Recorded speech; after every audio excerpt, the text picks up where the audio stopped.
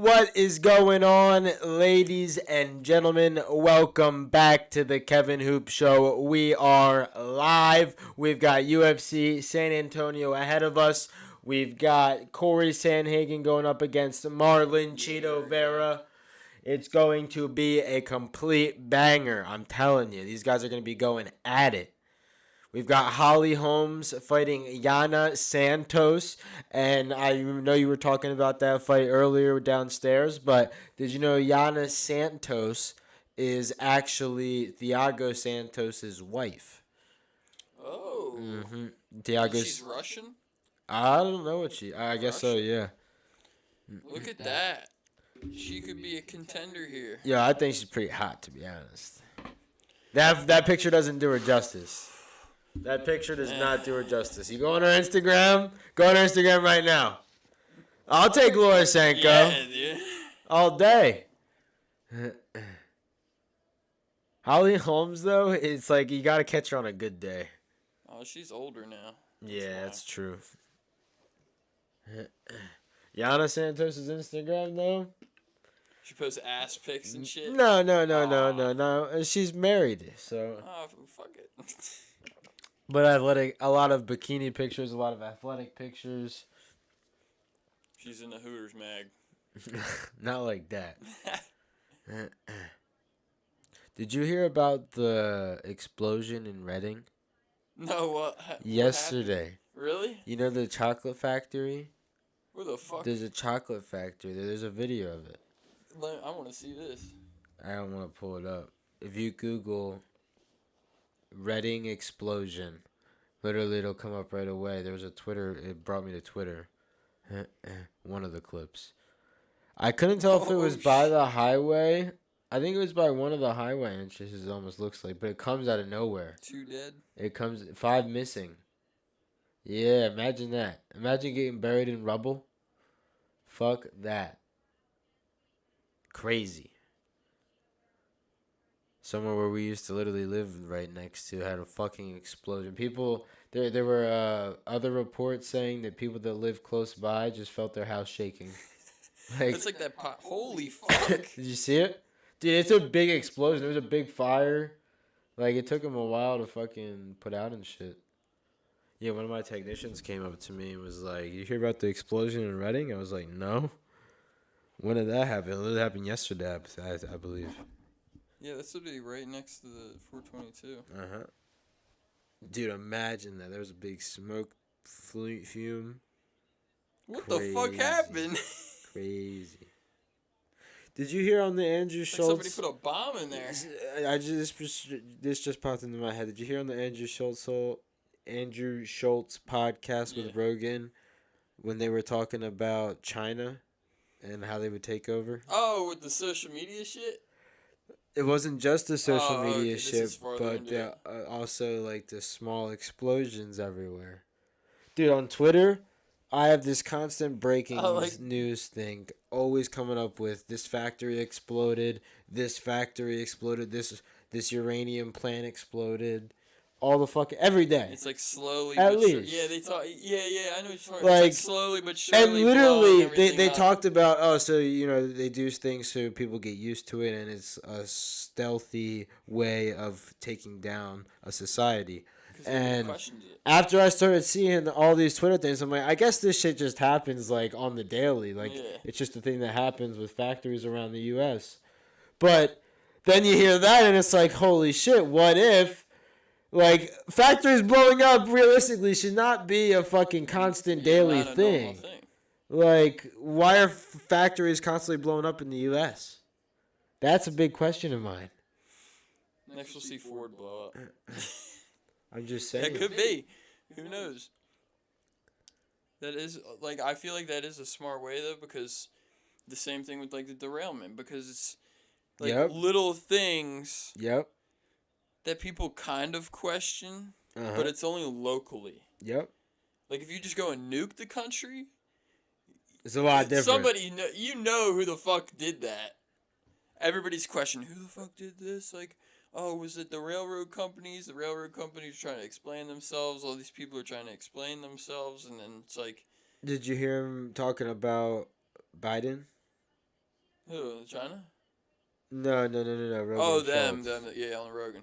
How they said Vladimir Putin is the type of guy, and we've seen him, if he starts losing the war to Ukraine, the fact that he's got cancer, he's going to go out. He has the possibility, if he is in the wrong mindset, to go out with a bang. Yep. A nuclear bang is just what like, I mean. Oh, fuck, send it because I'm dying anyway. I want to see what this shit does. And, China's obviously pretty high in the military rankings around the world. Yep. And I don't think the Biden administration would necessarily be the first person to nuke somebody. But, you don't want to get nuked first either. Yeah. You know what I'm saying? You don't want to be getting your citizens killed. And if China and Russia know that the U.S. isn't going to be the first one to send a nuke, well, that gives the opening. Yeah. And then we're sitting over here like, oh, yeah. Like chickens. Nuclear sitting bomb. Like chickens in a fucking corner.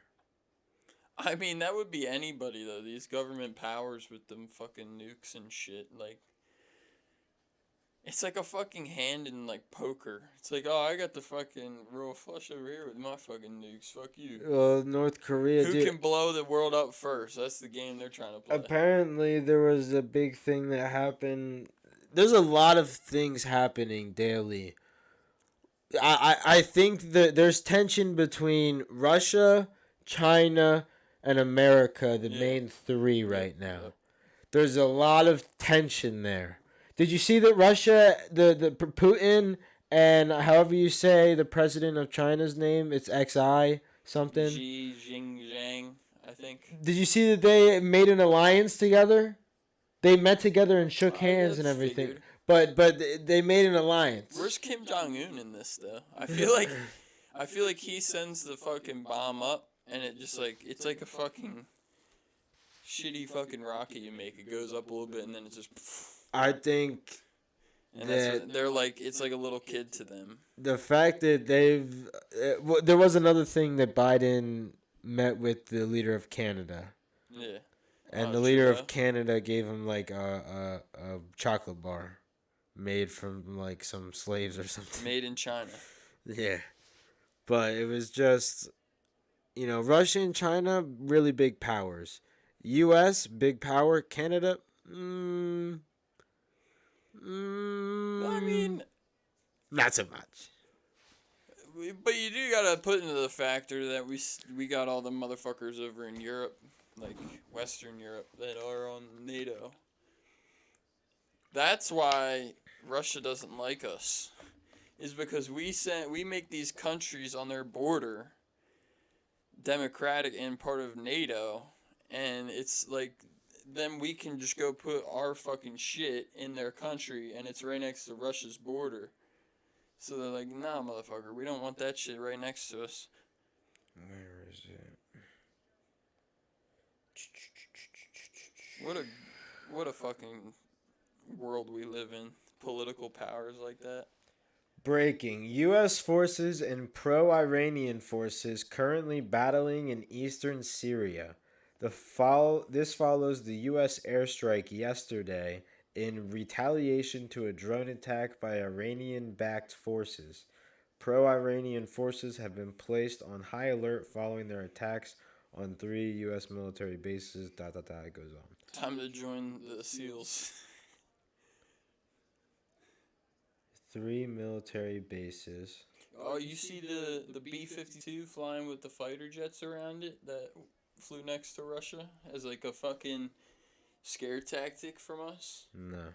And but I saw still, the headline, bro. The headline said B-52 nuke bomber, and I was like, just because it can carry a nuclear bomb does not mean it has a nuke. Like, they're trying to make it sound like they're flying with a nuke in the bomb bay. I'm like, first of all, the way we're sending nukes is not from a fucking plane. We're going and shooting missiles. Like, yeah.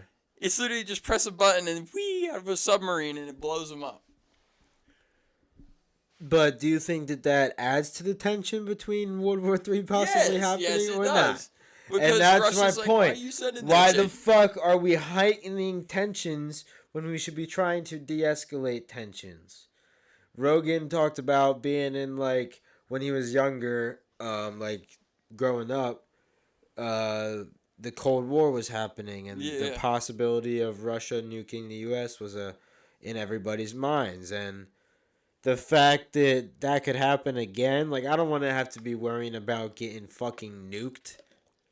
That's not a daily fear I want to have. Yeah, no. Then you'd be living like the Fallout. And maybe that's what they talk about, like the zombie apocalypse. Maybe that's what it just ends up being. It's just a nuclear apocalypse. If you don't get annihilated, it's like you're trying to find resources and starting all over again. But that's the thing. If they do it over here, they're still going to be fine over there. The world would probably get destroyed if they ended up doing this shit. If they went into a nuclear war, then yes. I think that that's a possibility. Not a scientist. Don't think I know nukes change the weather or something. I think that it could change the world because you're adding that much radiation into the air. Like, shit starts growing differently. People are deformed.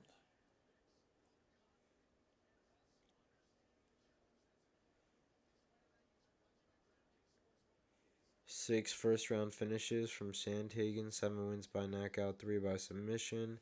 Brazilian Jiu-Jitsu brown belt, Marlon Vera, 4-fight win streak, 7 first-round finishes, finished 16 out of 20 last opponents.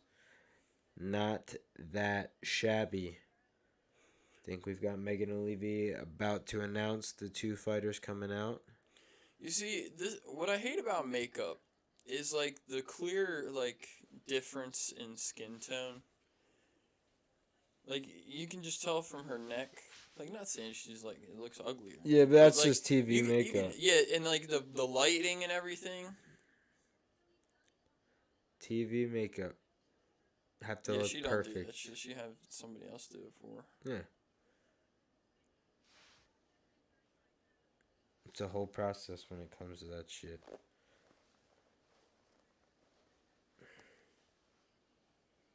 Is there a race this weekend? No, next weekend. Australia. Yo, I'm whooping you in the points. Really? Yeah, buddy. Fucking Verstappen came up with so many points with all the overtakes and shit. I got a picture of it. I forget how much I'm up on you by. I gotta find the picture. I'm just gonna look. Dude, I was like, holy shit, I can't believe I actually came back. I was so surprised. Here it is. Oh, wait. No, maybe. What the fuck? No, I went way too far. Oh, I'm at 227. Where am I at? 277. Yeah, buddy. Fucking whooping ass. Stroll fucked me minus 14. Yeah, but then you have the, what's it called? No, I guess not. I didn't apply my chip either. Dude, I was going to put ×3 on Verstappen. That's another reason I have double points for him. I have DRS on him. Yeah. So, which I forgot about when that race ended. When the race ended, I was like, shit, I wish he got first. But him getting first for me was probably... But did you have double points on Perez? Yeah. Yeah. So you still beat me with the position. But I think Verstappen, the overtakes is what really helped me out. And we both did good with Alonso.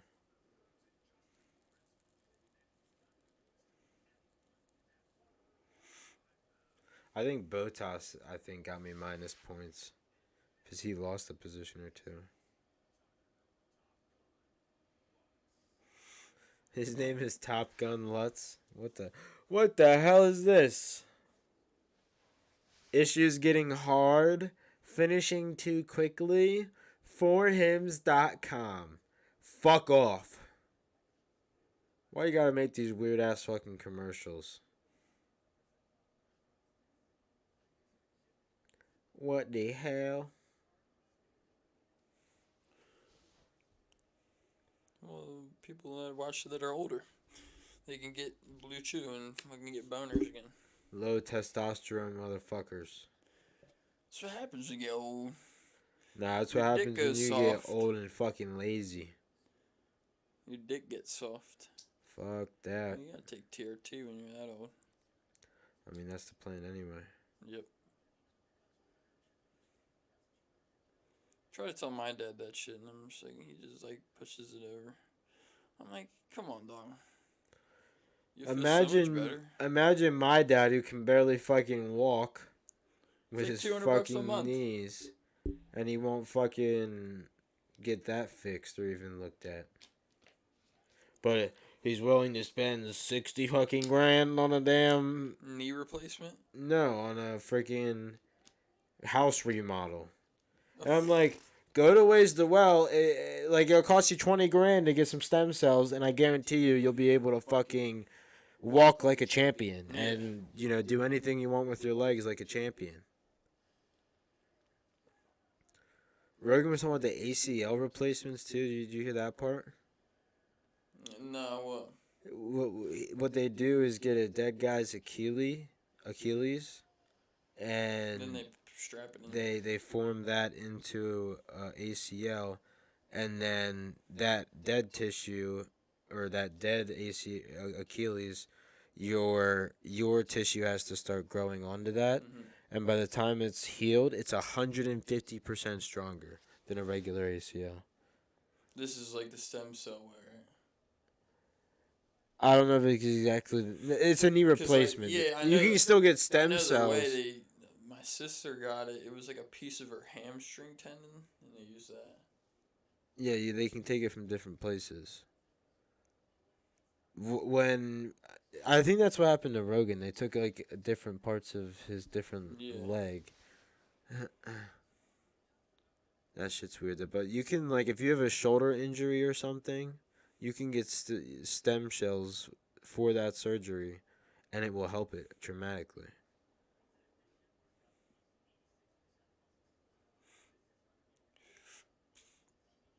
Crazy. Knee replacement. What would they even do for that? Would they just replace like all the fucking ligaments? I have no clue. Get you like a 3D printed fucking knee. Yeah. Might as well just chop your leg off and go fucking prosthetic. Nah, fuck that. I think if you give any guy that doesn't have a leg, like, would you rather?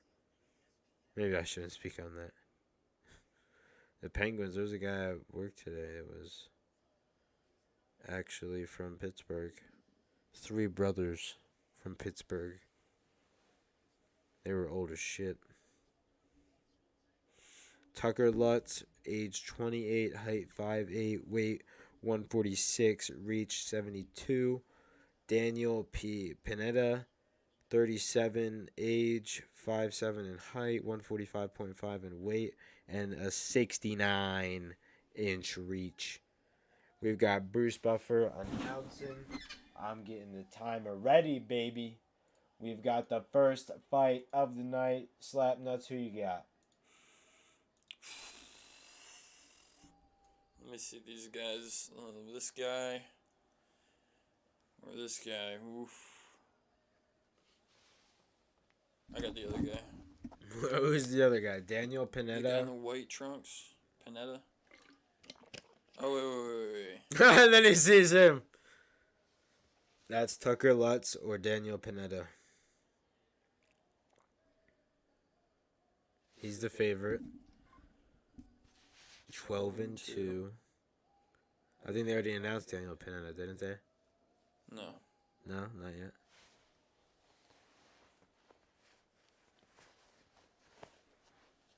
That's Daniel Panetta. Wow, that one tattoo is weird. On the right? No, I got the other guy. Tucker Lutz. Yeah, because it's colored in with dark colors. Yeah, I can see that. It's supposed to be a dragon? What is it? Yeah, it looks cool, though. Yeah, it's a dragon. It's like the good and the evil, I think. And his back. Oh, it probably goes That into his back. motherfucker's a canvas. Yeah, for real. Hello. Ooh la la, small bunkers. It's alright. Probably got her from Texas. The fucking University of Texas. She was like, fuck it, I want to try this shit out. Nah, they got professionals for that. Models. That's where they come from. Got the first round. Oh, the Prime logo is smaller. The Cuervo logo is big. Yeah, it's a certain fight contract. There it is. Monster's always got the middle, though. Panetta with a big takedown early. Not really getting that much control. It probably didn't count as a takedown.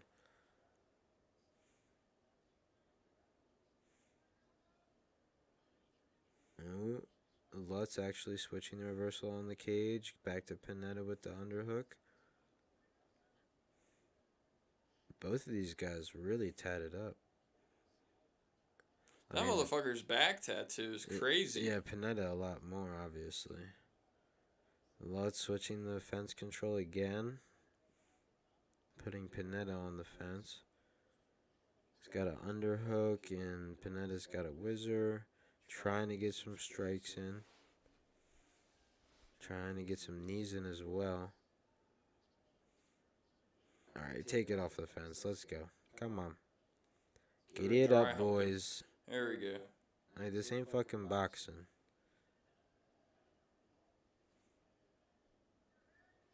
Ooh, good leg kick.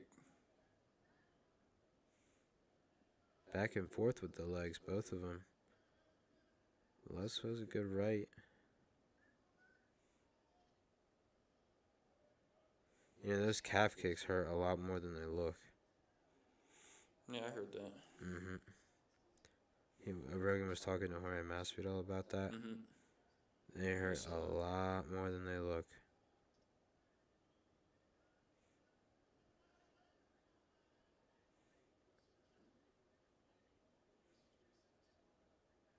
Lutz looking good on the feet. So is Panetta with the legs. Ooh. Panetta got caught there with a good left again.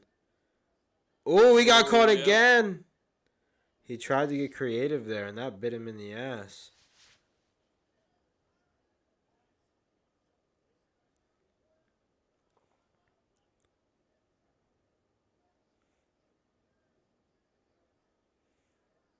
And we checked that one, or at least dodged it. We're going in for a double. And Lutz completely stuffs it. He probably should have like switched to a single there. He put his head down. I feel like you gotta have your head more to the side. Lutz defended that like. Is that a stoplight on the bottom of Lutz's calf? I was gonna say leg, but it's on his calf. A lot of knees from Lutz there to the body. Just missed an elbow. Back off the fence. Ooh, starting to throw some hands. Getting something good here. Minute 45 left. Panetta, not really. He's not doing much. But I feel like Lutz is pushing the fight more to him. No, that's like a fucking. Oh, now the guitar string tightener thing. I don't know what you would call that. The head of the guitar. Ooh. Ooh! Panetta catches Lutz and puts him on his ass for a second. Lutz coming back. How much was he stunned there? Ooh, he going for a minute left. I don't know if he slipped or what. Lutz coming back and hitting him with the left right. Oh, another snuck that left hand in underneath. These guys are looking good. You gotta stay off the fence more. Oh, that was a good body kick. You could hear that. Under a minute left. Good for a takedown. Nah. Like a half-ass single.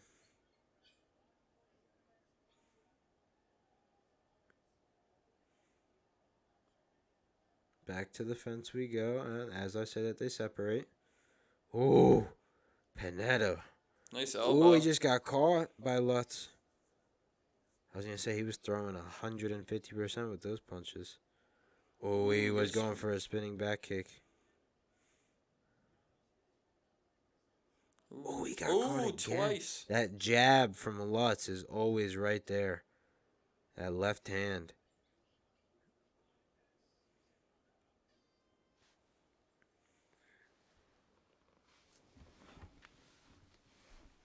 What? Fucking glasses. Oh. Now that's better. Styling. Profiling. Yeah, I don't have my car. Ric Flair, baby. The Aviators, I think, are over there on this seat. They're somewhere around here.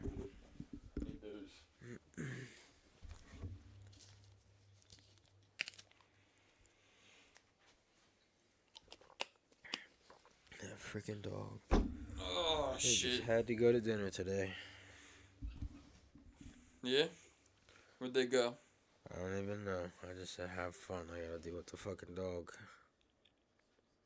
Which I like dogs, but this one isn't like... I like dogs that have energy and that are big and that I can play with. And not have to worry about stepping on them? Yeah. Yeah, those dogs are... Those dogs are the ones that make you feel bad. And they make you like, oh, you cuddle. Yeah. And that's the type of dog that is. Ooh. Lutz coming out hot. Panetta coming out hot. These guys are connecting a lot. Ooh. Panetta coming up high with the right hand.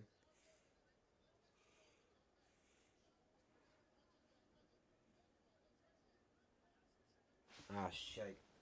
Got the round timer.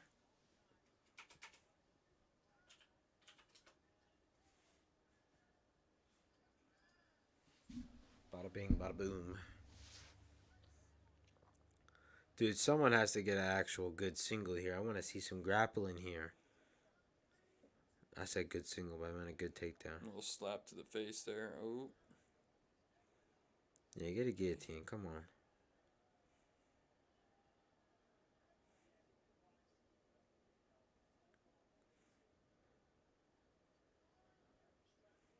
He's got a good body lock in now. Can he do something with it, though? He's trying to squeeze that. Yeah, that guillotine's not in at all.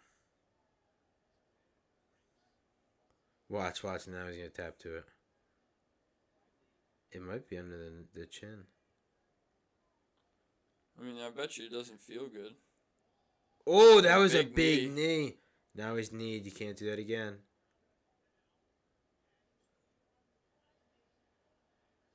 Oh, it might be in now. He's going for a somewhat semi-gate. Oh, he might be falling. He might be passing out.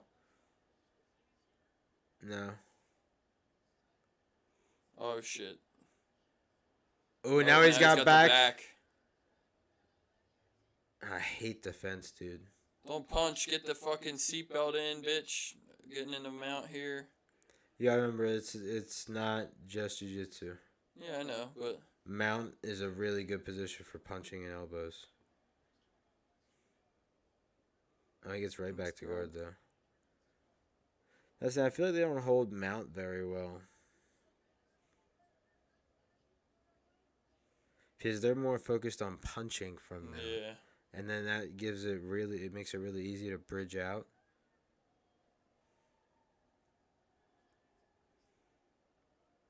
And this dude should just stand up. Well, that's the thing. He's got control of his legs right now, and he's controlling that hand. He's bringing his weight back, and he's trying to get to the fence, and he's pulling him away from the fence.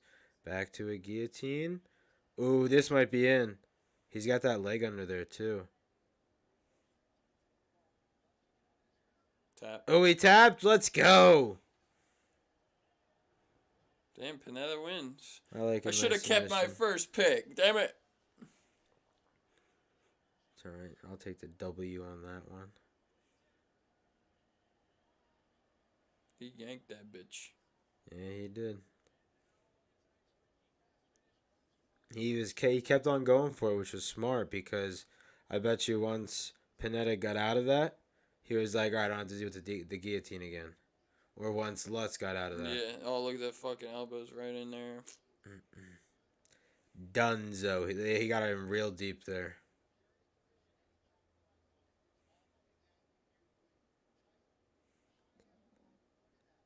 Bada bing, bada boom.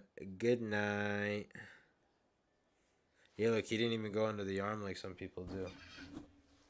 You see that a lot, especially in the UFC.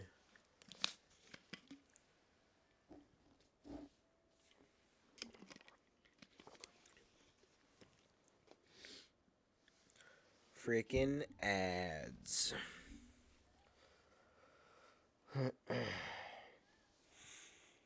This is the best part about the fight nights.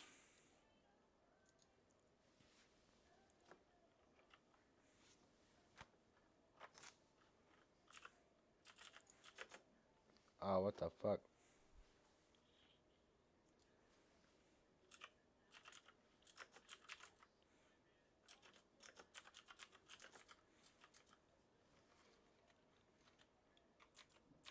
Damn, I can't see shite.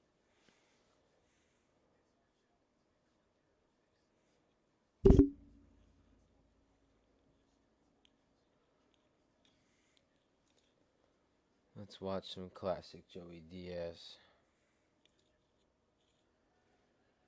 There's one thing you can't get enough of. It's fucking Joey Diaz. Did they announce the winner yet or no? I feel like they didn't, right? Yeah, we'll wait for that. Wait for the official decision to come in. Also, we'll get this ready because I think his name was Brian. Was it Brian? Albert, no. Wait, what the fuck? Is that the fight that was canceled? I wasn't even featuring the right. That fight's canceled. Alex Perez. Where are these two then? Oh. It's the last prelim. Wait, what? No. Yeah, why the fuck is it so late? I guess because that one got canceled. Sorry, ladies and gentlemen. That was fucked. Yeah, because they waited till 7 o'clock to do this fight. Alright, well now this is the fight that's happening. What fights are after the other one? This one? The Alex Perez one. Andrea Lee versus Macy Barber. Nate Landwehr. Austin Lingo. Holly Holmes. Yana Santos. Marlon Vera. Cory Sandhagen. So 5 more fights. After this one. 6 total. Okay. That's 7 fights on the main card. Damn. That's a lot. Hopefully they have some quick turnaround time. If not, we've got the Joey Diaz clips right here on fucking deck. Oh, we gotta show this. Let me switch this.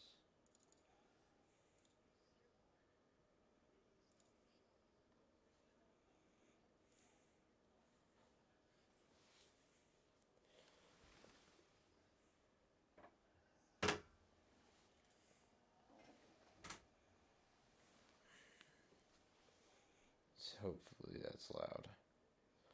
We shall see, folks. Alright. Panetta, I think his name was, right? Ooh, I like the watch that Michael Bisping had on. It's very shiny. I go, did you see the egg roll? And then I lost them for sure. They even told me, they go, you got the job. As I was walking down the street on Fox, my phone rang. My agent goes, go back. You didn't even read. I didn't even read, and they called my agent and said, we love this guy. I went back, and when I went, didn't even read. Fucking man. They saw the Cuban egg roll, you know. Well, they were probably not used to someone with confidence that didn't give a fuck. You know, I went to an audition one time, bro, where the guy I'll never forget this. The guy was a white trash guy. Like, this family moved in. It was a pilot for ABC.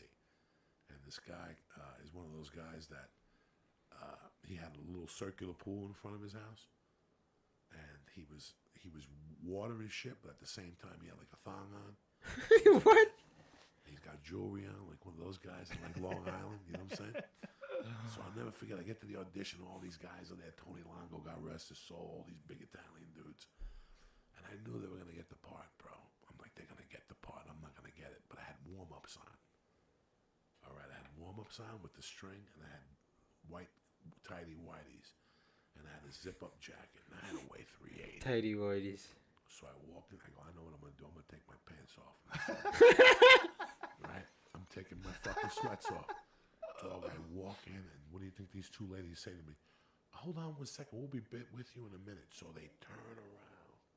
That's my cue, bitch. I took those sweatpants off. I took the shoes off and my socks, and I walked closer, and I took my shirt off. When they turned back around, all I had was boxer shorts on, like the tidy whities.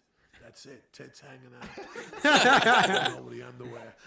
And they did. As soon as they turned around, they were like, "Oh my God!" They're like, "That is terrible. Put your shirt back on." I'm like, "I'm not putting on shit. All right, I'm telling this motherfucker how it is." So you were supposed to like wave and say good morning, and they're like, "Action," and they're like, can't even look at me because I'm completely naked. You know, and they can't even look at me, and I'm making believe I'm flipping burgers, and I look over at them and I go, "Living like a doctor." That's it. When I got to the audition, that was the read. Living like a doctor. They even gave me my own line. That's fucking great. They gave me whatever line I said in the audition. Like whatever they said wasn't good enough. Like I go in there with my own fucking line. Yeah, that's so probably good. why you got it. Look at Joey. He's just sitting there There you like are a in the mook back. galore. That's when you were wearing the Big Daddy shirts. Yeah, all look the how time. big I was. Dude, he Jesus was Christ, you were enormous back huge.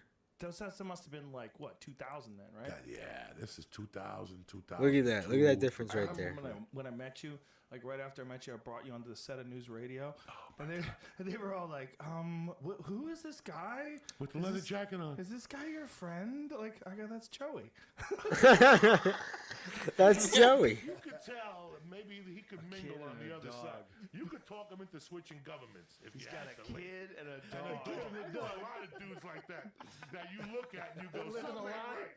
This guy Every could guy suck out a there dick." with a kid who's walking his dog is like, fuck, am I gay? No. Maybe you have evil fantasies like Rob Halford in Hell Bent for Leather. You know that song? but You Rob got Halford's an whole- evil fantasy. But he was gay as fuck. No, I'm not saying that. I love Rob Halford. I love Rob I do Halford. too. But I'm just saying that You got another thing coming. there's a lot of fucking guys, dog, that you see that you know. Maybe their dad's still alive and he was a Marine. You can't go What the home fuck and does that mean? You can't go home and tell your dad who was a general, I want to okay. suck dick full time. I see You what know you're what I'm saying? So I they thought play you were the saying game like for a those while. guys, if your They dad was play the alive and game. he's a Bro, Marine, you want to blow guys. Joe Rogan, you're an intelligent. How many guys do you think are out there right now? We've had this discussion Millions. that are married, whatever, but every once in a while they put a feather suit on and they go dance like in anything. It's probably And more that's- than 10. And that's what Yeah. we used to, we used to go down there. We were dumb kids. We figured out we could rob these dudes that were drunk. They come down to get their dick sucked. So we baited them. We got the captain of police's son, so we weren't going to go to jail. He was better looking than you. We weren't going to go to jail. We put him out there. We put like a guinea T-shirt, those white beaters with a little gold chain with a cross on it and shit. The ultimate cocktail. And we put him out there on Boulevard. Oh my God. Hide in the trees. And then he'd go, "I'll suck your dick," and the guy would park. And then he'd walk him back. And right before I went to get that one knee, I come up with that straight right kick, John Jones to the fucking nutsack. God damn. You go Joey. down. We're in the trees. We're hiding in the trees. Fucking crazy. Fly down from the trees. Bam, bam, bam. We take your money. We were 16 guys. Nobody fucking knows what's right and what's wrong. Not that My young. mother. No. Perfect guy And to I was- rob. Who's that and guy? I was- Crazy motherfuckers. And you gotta remember, my crew was the third crew on. There was a crew from 64th Street. They were not only robbing you, they were taking you to your house. I had friends that were in high school that actually were setting you up. Yeah, let's suck your dick. And then they put you back in your car and go to your house and rob you. We were the light crew. We were just going down there. That's some other shit, Yeah. bro. That's another time My period. point about the story was there was one time where Well, I got beat up. I went down there by myself. You went, you I went went down there there by myself. I had Yeah. the Knicks minus the 8.5, and I only won by 8. So I got caught by the hook. And I called my buddy, and I go, "Dog, we lost." And he goes, "I'm with my girlfriend." But at the time, I was yeah-yoing it up. I'm hanging out with my buddy. I'll go down there. I love when he does that. This dude lit me up. It could have been Nunez's uncle. I'll tell you what I don't like is these fucking COVID tests. The one with the nose. Oh my God, what a weird feeling. Yeah, here's the Did I funny thing. miss Like, I this? did it, but I got I the must blood. have. I didn't trust. Listen, let me explain something to you. You don't want to put a cotton swab in my nose, dog. What happened? I got angel dust, coke, THC crystal, animal tranquilizer, gold dust, fucking pubic hairs. I think I remember this now. Newark in the summer. What haven't I smelled? Coke, heroin, fucking. Are you kidding me? When they did my nose, I remember asshole dust. You know, Asshole dust. The dust comes out. Nobody knows nothing. You just take it like a man. Like, you know, I remember when I woke up, Dr. Line was jizzling my nose, and the sparks were coming out of my nose and shit. I still got coke rocks in those glands in there. So you stick a cotton swab in there, and they're gonna fuck it up because you know they're making mistakes, right? You know they're making mistakes. No way. But you need treatment. Like, you need help. You got like 10 kilos in your fucking nose. Who would go for that fucking stupid test and wait online and sit for 10 hours with 80 fucking thousand people? Well, the new one, they barely go inside your nose. They just go. They used to have to go deep up into your nose, but now they just go. Yeah, I had to get that when I was in the fucking hospital. That shit was It's like, ass. you never thought about this? They went We've deep? never discussed Yeah. this. They didn't fuck Shit around in the generation hospital. knows no dick. And I did the fucking And that was research. 2 years When I after. was growing up in the 70s, you got a thermometer in your asshole. Think of the thermometer in your asshole. Think of the result of Fuck did to that. people. If we go backwards, we're going to see how many people are gay because for years, they're getting a thermometer put in their asshole. By the time they're 16, what difference does it make? You been putting a thermometer in my ass. You know how many times I that don't doctor... think that's how it works. The thermometer, it was the creepiest thing, people, okay? You went to a doctor, he'd tell you to bend over. Like, you'd be burning up. You'd have one of those COVID fevers. He'd tell you to bend over. He'd dip the thermometer in Vaseline. And he'd stick it in your ass for like a minute. Fuck that. With a fucking thermometer in your ass and look at him, like, make eye contact. And he would take it out, wipe it, and then go, like, look real close. 91.1. You don't remember a thermometer in the ass, Joe Rogan? I remember them. You think about that shit. I remember them in the mouth too. Fuck Yeah, that. What's so weird about that because you have this. Ain't metal no fucking thermometer rod. touching this You're a big asshole. dude. Imagine if that breaks. That was one for a while.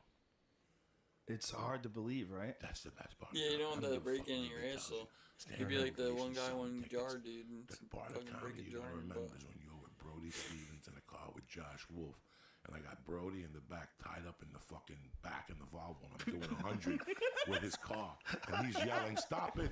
Norm back, standing ovation, selling. Hard to believe, right? That's the best part of comedy. I don't give a fuck what anybody tells you. Standing ovation, selling tickets. The part of comedy you're gonna remember is when you were with Brody Stevens in a car with Josh Wolf, and I got Brody in the back tied up in the fucking back in the Volvo, and I'm doing 100 with his car, and he's yelling, "Stop it! Normal people do not live like this." Every time I see Brody, I give him a hug now. Brock Lesnar ain't coming back. Brock Lesnar ain't never coming Well, he's back. not. gonna Oh, we come saw back this with, like, part. a world title right No, away. but he- But Yo, watch it, you're gonna know. I think If they that was did- the Not biggest good. embarrassment of the Lord, fucking that was- year. It just goes he was off. Not okay. That's what they give the fucking pit bulls. I bumped into him in '94. I kidnapped him in '87. I bumped into him in '94 and I got coke from him. Right? And he was all fucked up at on Pearl Street down in Boulder. And then he never remembered. I think he blacked out. That's how bad a shape he was in. I asked him. Not this time, but the time before, I asked him, "Do you remember me buying blow from you?" He goes, "I remember seeing you and I remember hating you the next day. I couldn't believe I didn't knock you the fuck out. Because I caught him off guard. He was at a bar all fucked up. I'm like, "You gotta sell me some blow." He's like, "Look who's here." The guy who kidnapped me. The guy who kidnapped me.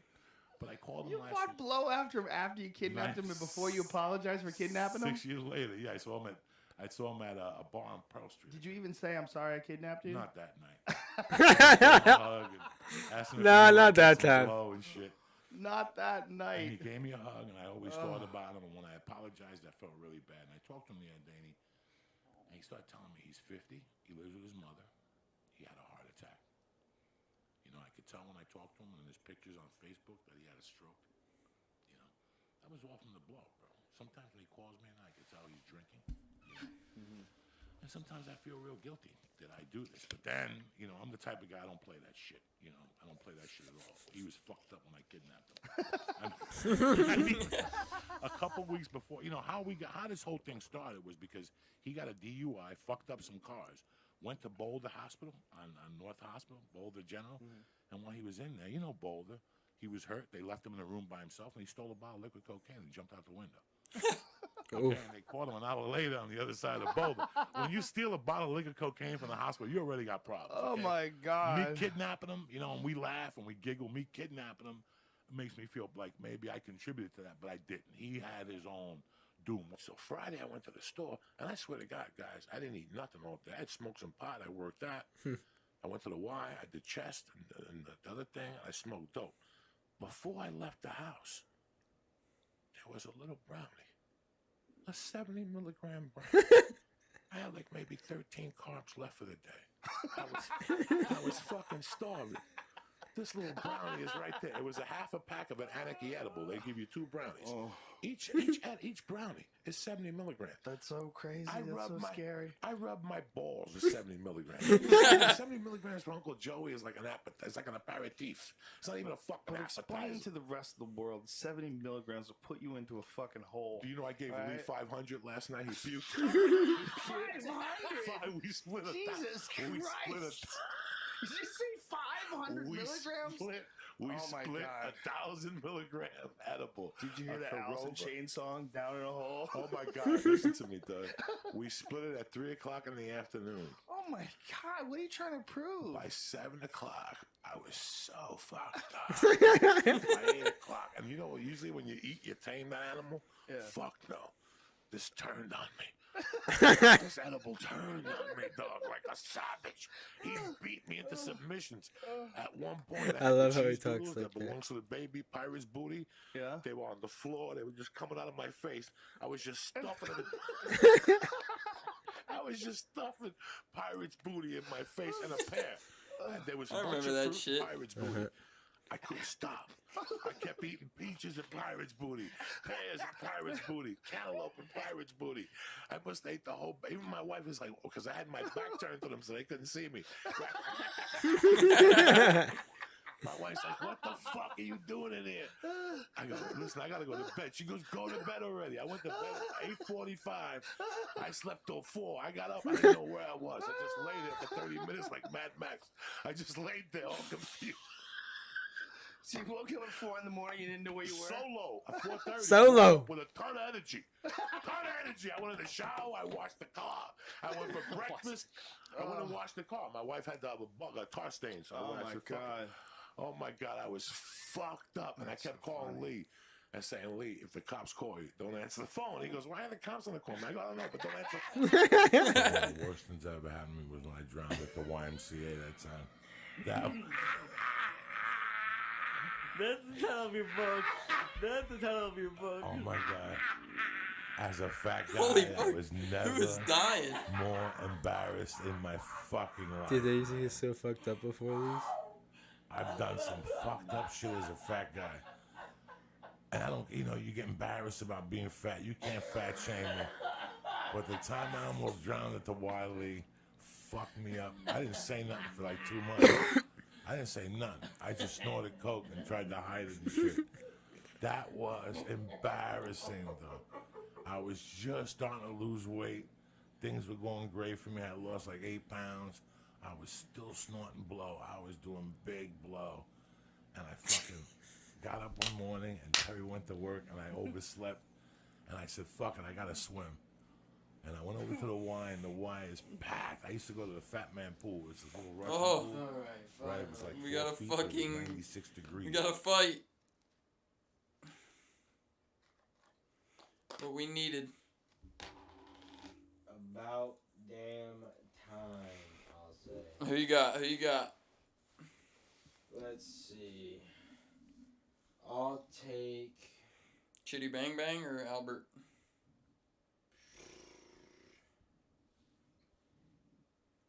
I'll take Albert. Why does it already tell you how many total strikes and everything on that? It might be in previous fights. How could it be a previous fight, though? Don't know. UFC scripted.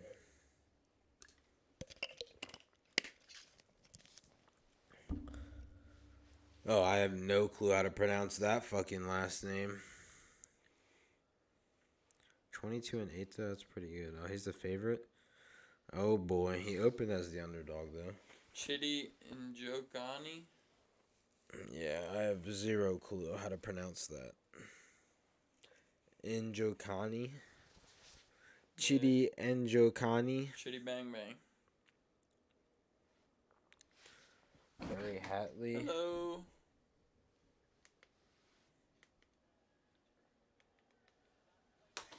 Vanessa Hansen. Oh, shit.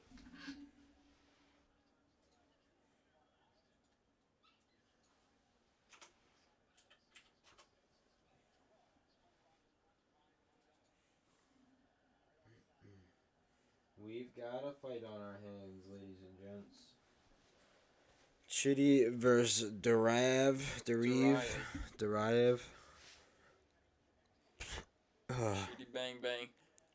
Blue and red shorts. Let's see if he comes out with a bang bang. Good leg kicks. He's very much taller than this other guy. Way taller. Oh, why did that just move? Why is that moving? What? I just saw it on there. Yeah, 'cause the thing's behind. Oh, that's way behind.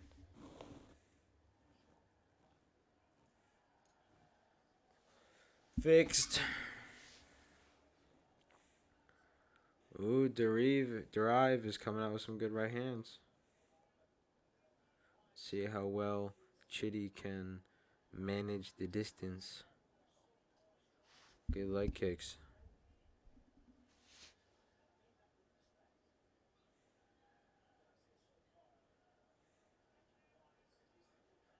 A lot of circling. Good movement from Chitty.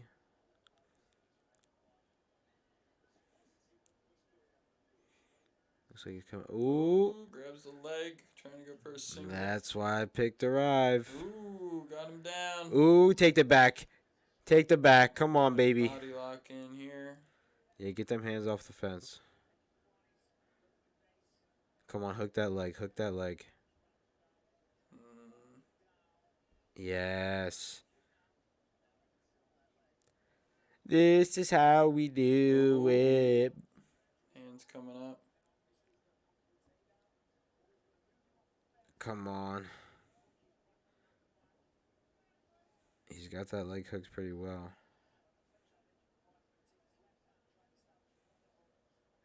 I think he's going to come in a mount or a half guard situation. He's coming down with some heavy lefts from top control.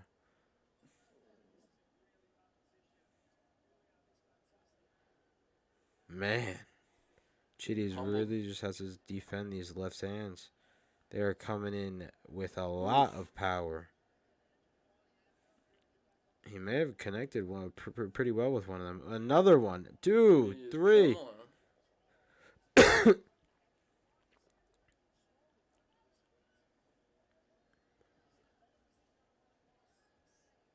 Chitty just needs to stand up here.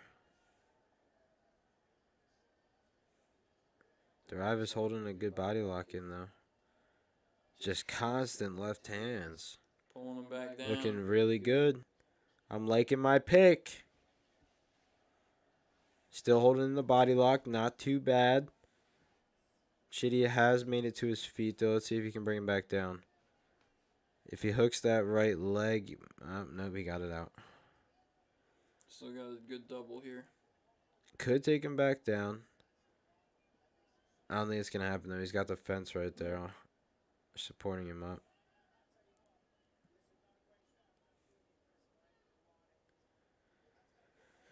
It's going to be really taxing on the card. You have Chitty as well.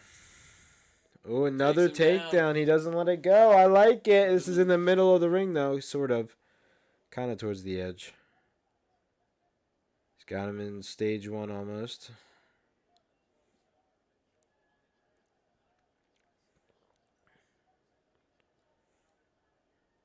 A lot of elbows kind of trying to get thrown in this guard position.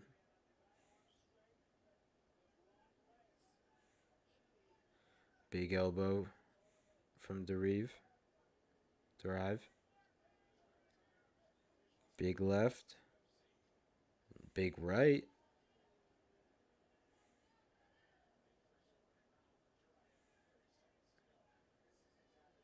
I think Chitty's going to be really tired out after this. Especially taking all that damage from the bottom position in that half guard situation. A lot of kicks coming in. Derive's staying on top. Back in the guard. 10 seconds left.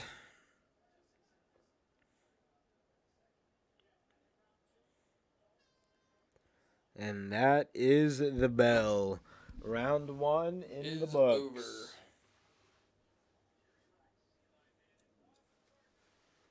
The NFL draft. That's coming up, isn't it? Yeah. April 27th. That's still in a month. In KC. I thought it was happening sometime soon. Like the beginning of April. I think it'd be happening that late in April. Got baseball coming up. A lot of spring training, right? Yeah, it ends next week. Regular season.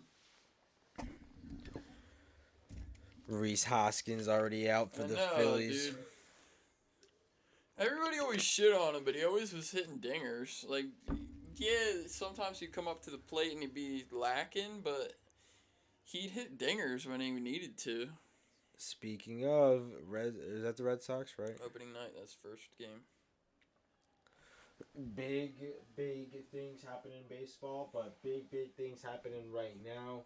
Second round is about to be underway. I think the opening night should be the Phillies versus the Astros. Yeah. Should be the World Series rematch. That's how football is. Yeah. Kind of see how the teams have improved or not improved with a new team. Oh, big spinning elbow. A lot of people saying Derive in the first. I'll take it. Definitely. It's definitely who I had.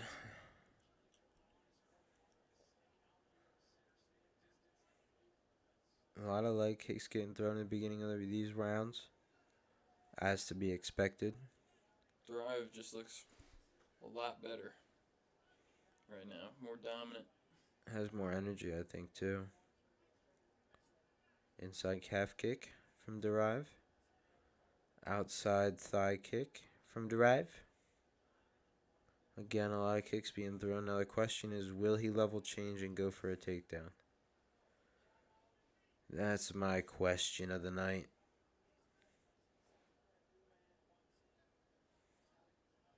This fucking glare in the middle of this thing's annoying as shit.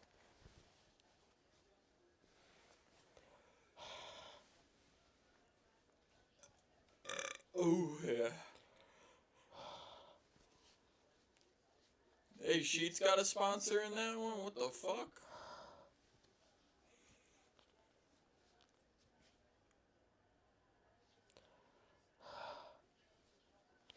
UFC, sponsored by Sheets. Should be Wawa.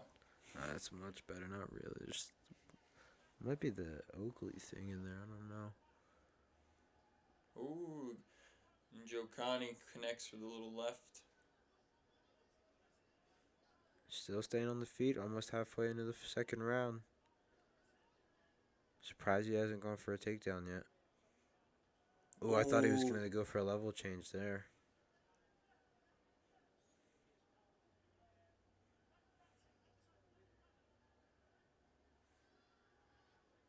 Big miss from Derive. Ooh, that leg might be a little compromised. Gave out a little bit there when he went for the inside calf kick.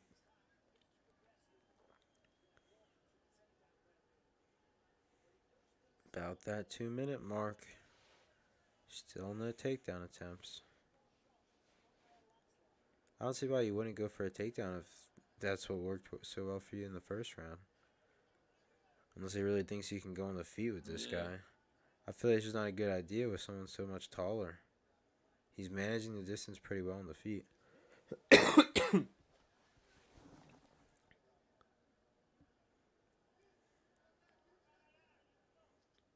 Ooh. That was a big right from Chitty. And a calf kick as well. It was a good combo.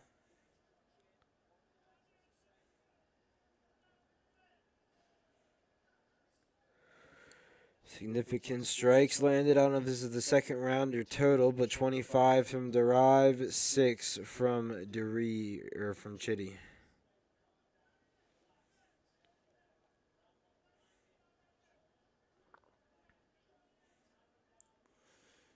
Jokani definitely likes the southpaw stance. Ooh. Trading shots there. Surprised he's still standing with him. It doesn't seem like he's going to go for a takedown this round.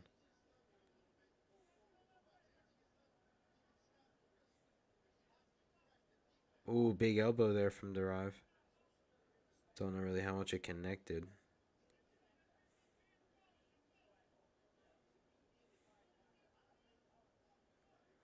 Good right from Jokani.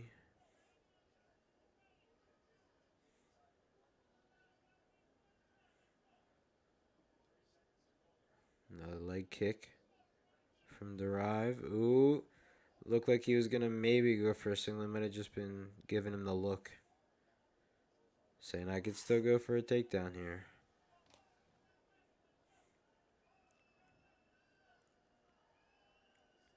Trying to get some leg kicks in. The end of this round. And I got a piss. It's going to be it for round 2. On to the third and final.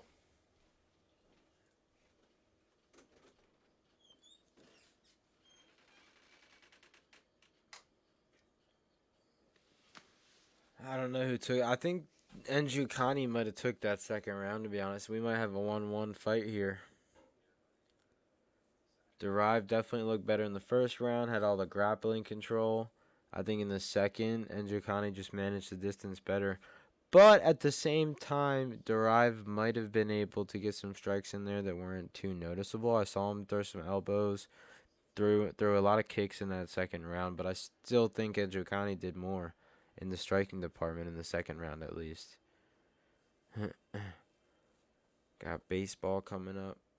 Opening night, I guess, is this upcoming Thursday. Didn't know it was that soon. NFL draft in April. A lot of things happening in the sports world. Beginning of the third round is about to start. Official weigh-in show for the Adesanya versus Pereira fight. Looks like it's going to be April 7th. Shit, I was just a little off on the time there. Ooh. Something happened there. I don't know exactly what.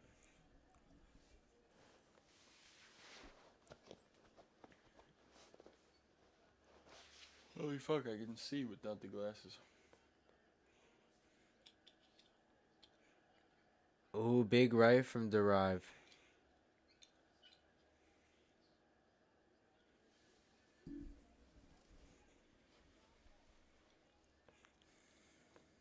Jokani still managing the distance pretty well. Circling a lot. Ooh, might be going for a takedown here. Got the double in, but he does have the wizard. No. This is where he got the takedown from last time. Going into this for a single. Yeah, definitely get that wizard in there. Another level change. He's trying to get the inside control. He's not letting the other hand get into the body lock, though.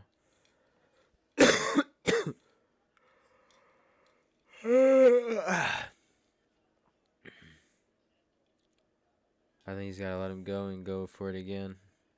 Yep. Let him go. Back to the middle we go. I think Derive's going to try and go for another takedown at some point in this fight. Whew, look at that. Derive does have more strikes in general. It doesn't seem like Jokani's been throwing as much as I thought. He might have won that second round. Do you see any of the tweets that said anything about it? No, they didn't show that. It was a commercial break. Ooh, that sounded like a big right from Jokani.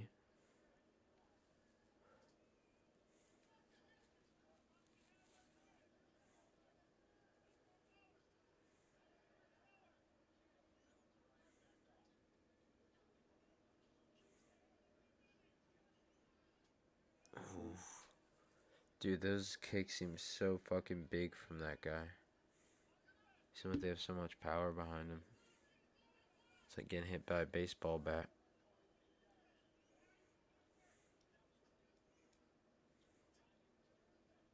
Ooh, caught him. I wasn't sure if he caught him there or if he was just slipping. Like he could have slipped there.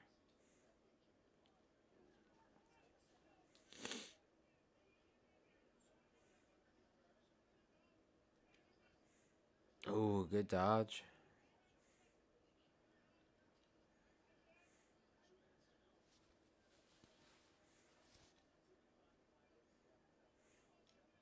Yeah, this guy shitty needs a fucking finisher.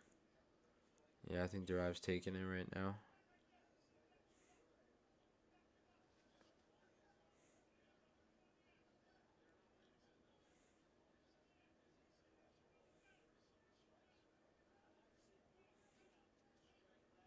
Good right.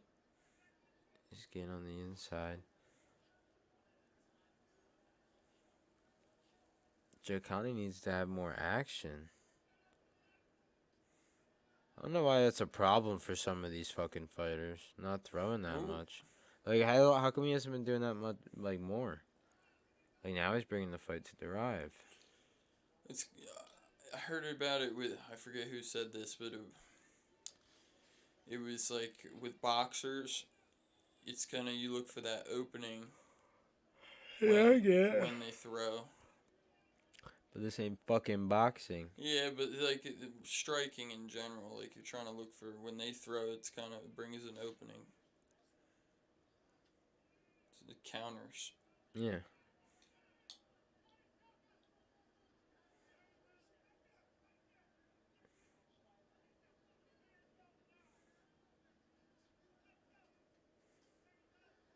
There's a big combo from Jokani. Not really making much damage. He's got to amp it up here in the last 30 seconds. See, he didn't try and counter there at all. He's just running away. I thought there was a big opening there. 10-second clap. Clap, clap, clap. Triple tap. My time's a little off.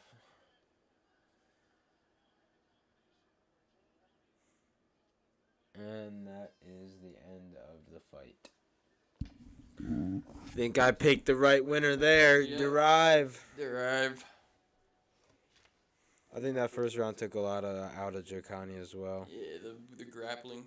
He was tired. Jersey Mike's. We've only ever had that like once or twice. I've had that more for when I was at the apartment.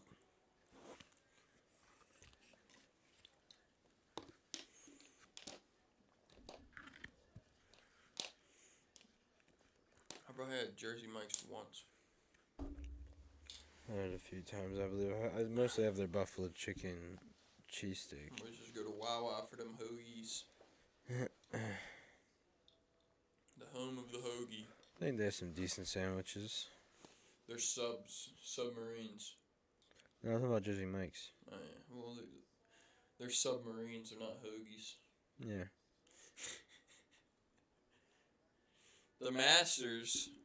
I'd like to watch that. Yeah, I should watch some golf. Fuck it. I kind of want to get a golf set and play some golf. Because the way I could drive, I know I could play some good golf. I can freaking bang those balls down. I definitely want to go to that Top Golf when it opens. Yeah, that'll be fun. But it's all, I just learned, like, it's kind of like swinging a bat. But, like, you just literally stare at the ball until you're coming through. That's one thing I couldn't grasp, like, when I was younger. I would always just, like, swing and look where it was going. You just gotta stare at it until it's fucking gone. Mm-hmm. It's like a follow-through thing. Here comes the decision. Yep. Derive takes the win, baby. That's what I'm talking about. Albert. Another correction or prediction that was correct. What can I say? Wow, doing good tonight. Damn right. So it's like a therapeutic pool. And I would walk around, and then if there was nobody in there, I would do laps. And then it's short laps, and nobody would see you. If you go to the big pool, Lee, there's kids, and people see you, and there's lifeguards. I was still too embarrassed. I'm not going to be a fat guy who wears a T-shirt in the pool. No. But I am. I'm a hot mess. You don't want to see so me. I said, fuck it. keep all this here. I'm going to fucking, ain't for public I'm going to go in there display. without a T-shirt. Lee, I was 400 pounds. There was fat everywhere. Lee. And I'd sit in the sauna, and I'd make believe like I was losing weight in the sauna. Then I'd go in the steam bath. Then I'd jump in the pool. And I do this every morning at 5 a.m. I did this to start off, but I was still snorting blow. So in my mind, if I ate sushi and I went to the steam room, I would sweat the cocaine out. I wasn't a female. That's how it works. What a thought process. I'm still a little hungover on the blow, and the fucking steam pool is packed with kids jumping up and down. And I'm like, I can't do my fucking laps. But the adult pool, the lap pool, was wide open. Oh, shit. I go, fuck this. I swam. I lived in Boulder. I've been swimming for 3 weeks. I'm ready for the big fucking pool. Why am I swimming with these fucking fat fucks for? I went over there, I put my name on the blackboard, guys. I put my goggles in. And on the deep end, I jumped. Just the cold water hitting me, bro. It just shocked my body. Just shocked my fat little body. And then I'm trying to swim. I'm swimming. I'm putting everything I can. I'm turning my head. I'm remembering my form. And I look up, Lee, and I haven't even moved my 5 feet. I'm fucking sideways. But by this time, I'm out of air. Like I was smoking 2 or 3 packs of cigarettes a day. I'm dying. I'm 10 feet out, but I can't swim back. And my feet can't take it. So I'm just holding on to the rope. And people are swimming by me. They're going, come on, let go of the rope. Come on, swim. And I'm like, guys, I'm dying. I'm trying to get the shortest distance was this way. If I swam vertically to the fucking wall, I'd never make it. So I had to swim this way. So I pulled myself like Spider-Man throughout the rope. And I get to the wall and I'm huffing and puffing, guys. I mean, guys, I was fucked up. Seriously. That's when I realized this has to end. And I'm holding on to this, and I can't kick no more. And I'm out of oxygen, and I'm holding on. And I got my fucking chin on the thing, just holding me. And some kids are like, Mister, are you okay? And I'm like, no, I'm not okay. Help me. Pull them out. And all these little kids get together, these little Mexican kids, and they're trying to pull me out, and they can't pull me out. They're like, 1, 2, 3, pull. And they're pulling. And I'm turning purplely. I mean, Lee, I'm not breathing. I don't even know about breathing through my nose. I'm starting to panic. People are starting to circle and look around. And these little kids can't pull me out. They're like, fuck it, ring the buzzer. And they ring this buzzer. And it's going, and all of a sudden this chick gets on the thing and she turns this thing around. And they're actually going to make me, listen to this, they couldn't get me out.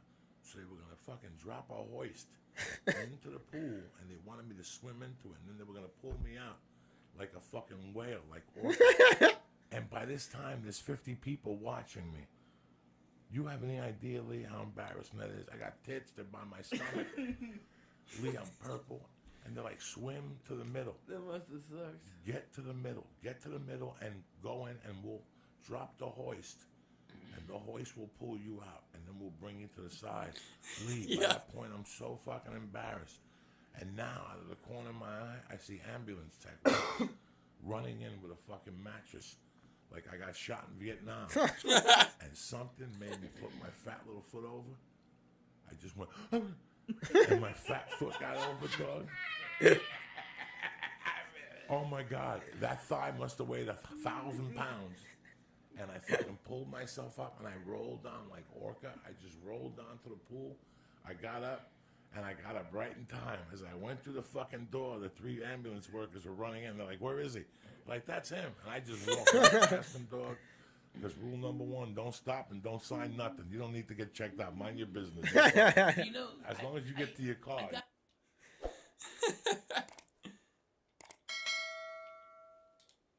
That was good. Is that it? Yeah, that was it. I thought there was more than that.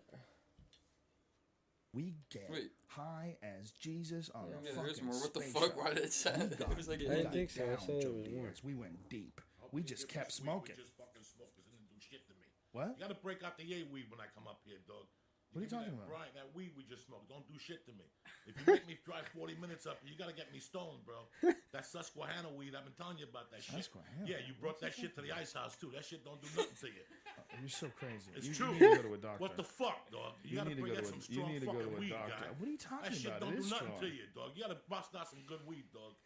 Enough is enough with this shit. Joey, it's the Walking best- around like Jack it's the Herrera best and you got weed some you shit can fucking buy. weed. No, it's not. Look at my fucking eyes. Do I look high to you, guy? Yeah, you That's look the high as second fuck. time, because I smoke on the way because I knew you were gonna give me that Susquehanna fucking weed. Joey. You better start getting some good fucking weed, dog. Hannah Montana weed. Yeah, Joe. that's the shit What the fuck is fucking he weed you talking give me. about, That's the dude? second time in a fucking row. Yo, dude, you just Cocksucker, I love smoked you to death. train wreck. It was garbage. They That sold is you not on it. Look at my garbage. You're eyes. so crazy. That's garbage. You better You're start getting so some crazy. strong fucking Look, weed. okay. Okay. I love you, dog. Relax. I love you too. I But love you got to go to a doctor. Damn, you always hit me you're with this broken. badass weed, and then you You're talk shit broken. that you got stoned. How the fuck are you smoking? Look at me. What broken? Joey, What fucking broken? what are You you hit me with this what are you talking terrible about? weed. Let's do this, bro. Brian, my face just We're here, died. motherfuckers. Brian, Uncle hold on. Joey's here. Brian, how high are you right now? Ah, bro, he gets as high on a fuck, fucking right? toenail. Are you high as fuck? High as fuck. Look at him. How If he was are you? high as fuck, he'd dial an ambulance. Joey, What, please relax. The biggest thing was that it was a tightly rolled joint. Right, And, don't and do he's nothing. used to Come on, huge guy. power hits where he's just feels Who? in his lungs. You are. You like big hits. No, I you didn't. like, I couldn't get a hit off it. It was too fucking tight. It was too Okay, You gotta suck it Joey, in. you're fucking screaming at America listening to you. But Who you didn't gives a get high fuck? enough. They need to I know. give a fuck. Because This is you're over there not. saying that you're high and you give me that. Oh my god. Listen, my favorite game that I ever bet in my life. You were a kid, but one of the biggest games I ever bet in high school. I put everything I had. That I was so borrowed good. money. I bet money I didn't have. Dallas Cowboys played the San Francisco 49ers in the NFC Division Finals. The 49ers were 16-1. I know that there's a lot of people that are football people out there, and you're like, Joey, you're wrong. Maybe they lost one game. Who did San Francisco lose to when Snowy Joey was throwing every year? New Orleans would always beat the fuck out of them at home or away.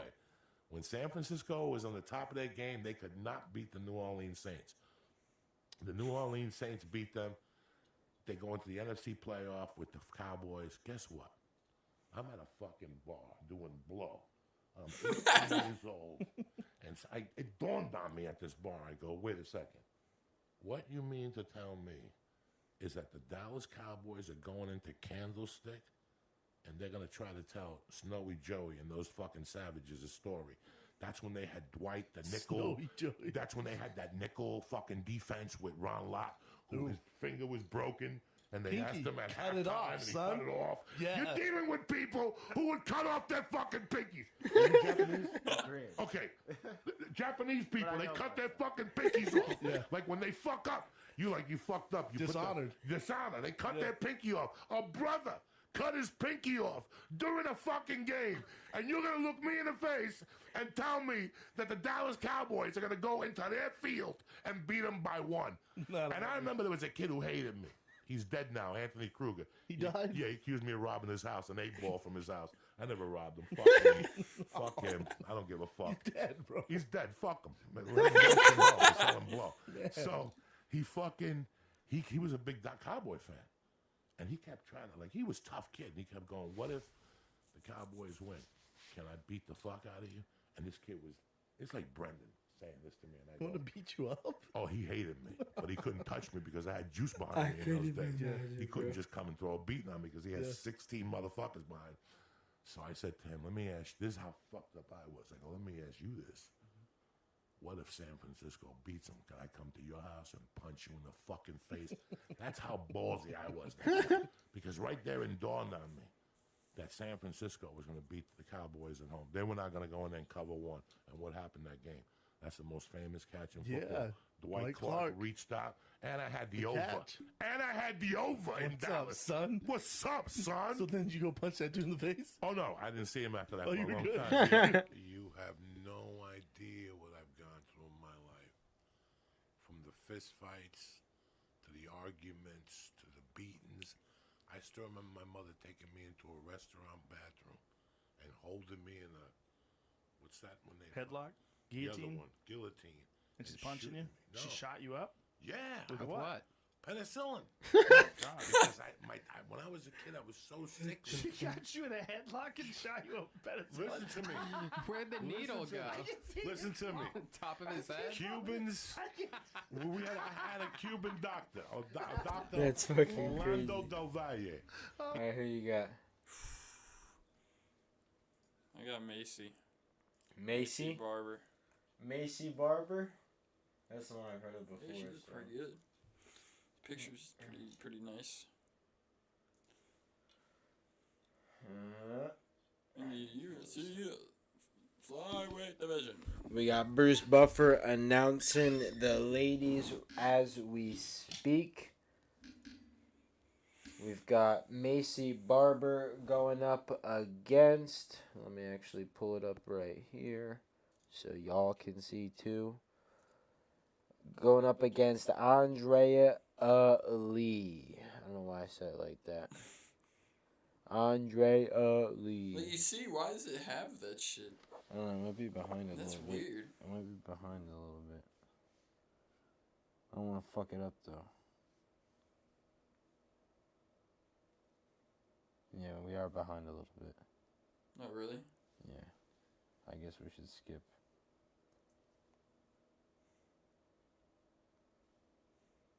Oof. Truth. Now we should be lying. Truth is in the chat. Greetings Truth? from the Great White North. Barber versus Lee. Who you guys got? I got Barber. I guess Lee. If you're picking Barber, I have to go Lee, but I know Macy Barber more than I do the other chick. Sorry, my timer's off. I didn't know I was behind in the what's it called. Shout out to Joey Diaz though. This is still fucking way behind. And the end of the first round is officially here. And we watched none of it because we had to skip through it because I didn't know I was behind. My bad. I meant to do that in between fights after the last one. But I made an oopsie. Now we're right into commercials. Wonderful. It's alright. Donuts. I thought it was for bagels at first. I just saw circles with holes in it. Who you got for the first for this ladies fight? Truth, you got Barber or you got Lee? The XFL. Dude, does anyone actually watch that? Some people do. This freaking nose piece keeps coming off. Dwayne Johnson has a stake in that shit. Yeah, I know that. That's because Him and his ex-wife founded it. He wanted to be a football player. Yep. And that didn't work out. You know who I feel like he's on the same path as The Rock? Who? John Cena. Yeah. Looks like WWE guys going to acting and... Yep. They start to become really big entertainers, and I feel like this is just the beginning of John Cena, like he's in the Fast and Furious. Like when The Rock, I feel like got into the Fast and Furious, that's when he really started to get big. But like he was in the what's it called movie as well. I forget what it was called. Suicide Squad. Yeah. He was in like the second one or whatever it was. Barber looking pretty good though. Still standing on the feet in the second round. Definitely, I think these two are going to stay on the feet for the whole fight. A lot of kicks being thrown. feel like I wonder if that's a statistic that you can actually find or someone can find. What?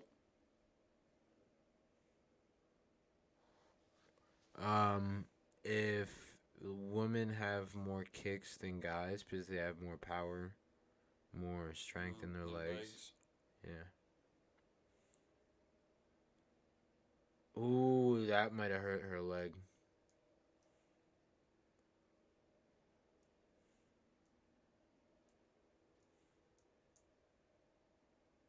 Oof, trading.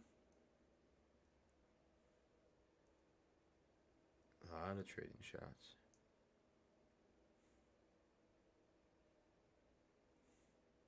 So, yeah, that's Uriah Faber.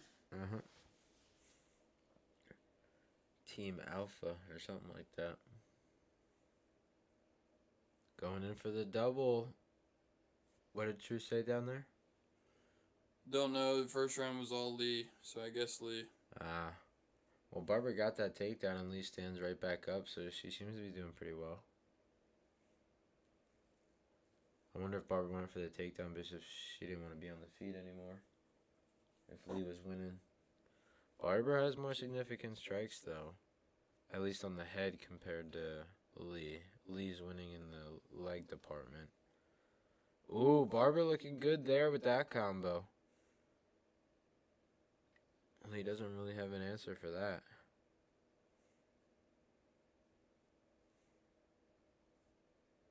See, I feel like these two are even throwing more than the last fight. Yeah. Somebody's bleeding. I thought Lee looked like she was. I couldn't really tell, though. I thought it was like kind of small cut. Ooh, Barber might have connected really well with that. Ooh, that's a big left right. Ooh. She's teeing off on her. Oh, but Lee gets a takedown. That's a desperate single. She's coming out pretty well, though. In that half guard position. Ooh. Does she have a triangle in? Oh, I thought so. Back into guard. It looks like Barber might be bleeding from her nose. Yeah.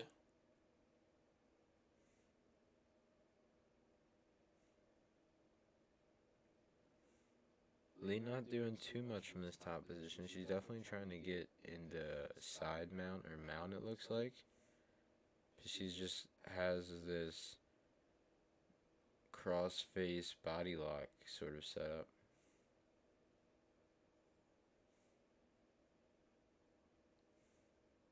Alright, let's see what she's going to do with this. Her leg's still trapped, though. No, this position we know. We know that position. That's what we were drilling yesterday right there. She had the knee shield and the leg hooked. Doesn't look like she wants to let her up. Yeah, she wants to fight from this position. Ooh. Ooh, look at this, like, axe kick. Yep. Ooh, right to the fucking cooch.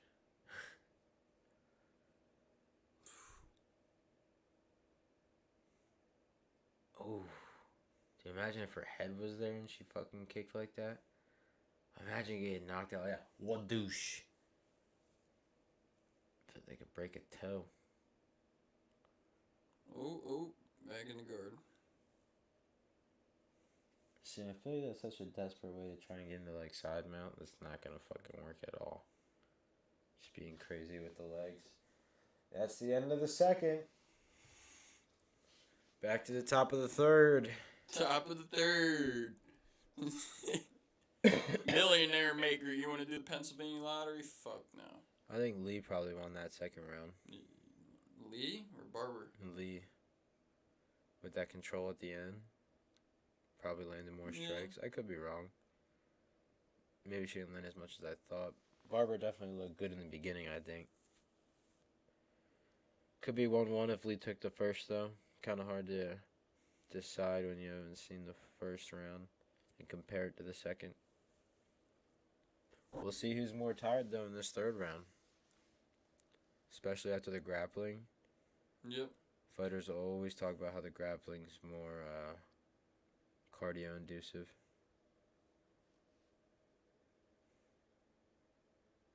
basketball. Basketball. It's NBA on ESPN. I don't watch any NBA. Neither do I. I watch fighting, and usually that's about it. Sometimes some football and baseball. And F1. Oh, always F1. Yeah, F1's good. Like to go I love fast. racing cars. Live life in the fast lane. Dude, I wouldn't mind watching NASCAR races if they would fucking... Commercial The breaks. commercials need to get the fuck Fucking out, dude. trash. That is the worst part. You know, we gotta. I don't know if there's commercial breaks on F1 TV. F1 on the TV. Like, Watching F1 on TV. oh, yeah. I don't know either. Well, didn't you used to watch F1 on the TV? Yeah, back in fucking the early days, like 2012. Were there commercial breaks then? I don't think so. Mouth guard fell out. There definitely has to be. It's TV, Stop. I feel like. She really not gonna stop? No. Hooks. Big kind of sort Holy of shit. grappling exchange here for Lee. Lee got out. Barber got out of it though. Right back into the fence. I don't know why she's holding that necktie. Like, that's not going to do anything. She's going to go for a Kimura here. She's going for a Kimura hold, but I feel like that's super half-ass. And she was around her neck instead of being on the front side. Put the mouth guard in now. After it just got a whole bunch of germs on it from the fucking floor of the canvas. Fuck that. Barber looks beat.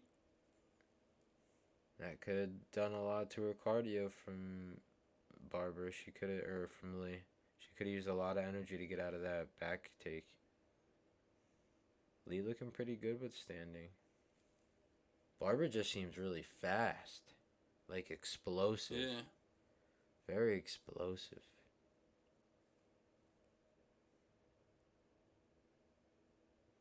$15 head strikes from Lee compared to 43 from Barber. That's definitely a big difference right there.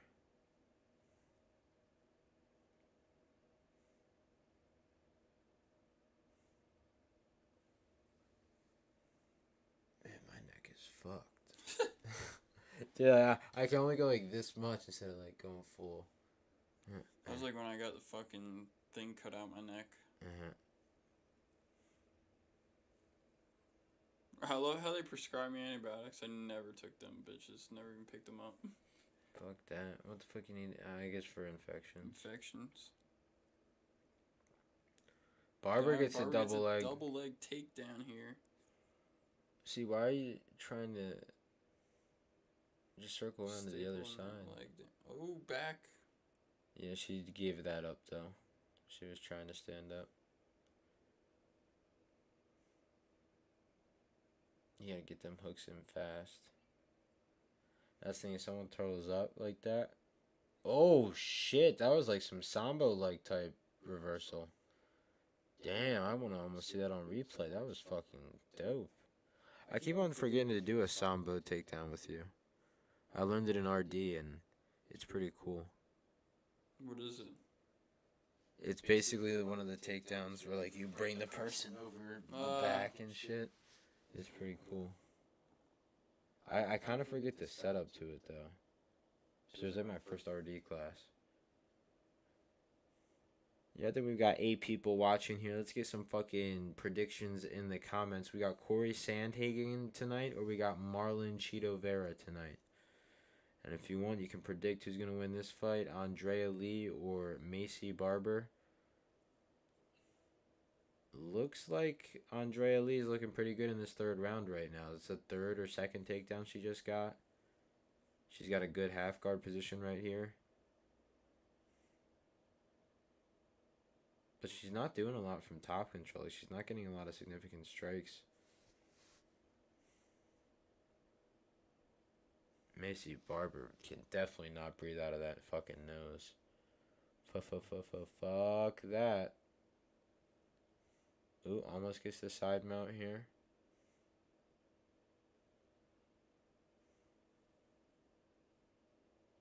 Andrea Lee trying to get to mount, it seems like.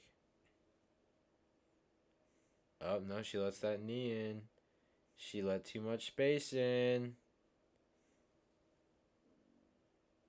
And that's it, ladies and gentlemen. That's the end of the third. The official decision coming up. I'm actually excited to see who won this one. Because I think this one was actually pretty close. Lee might have taken it there in that third round for sure. She had 5 of 5 takedowns. Definitely, I feel like Barber had more significant strikes, though, which is the thing that makes this close. Also, who took that first round? Truth said Lee did, so if so, that's 2-1 Lee. I think you can make an argument for Barber taking that second round. But at the same time, I think you can make the argument for Lee taking that round. I'd have to see where she got that takedown and how long she held it for.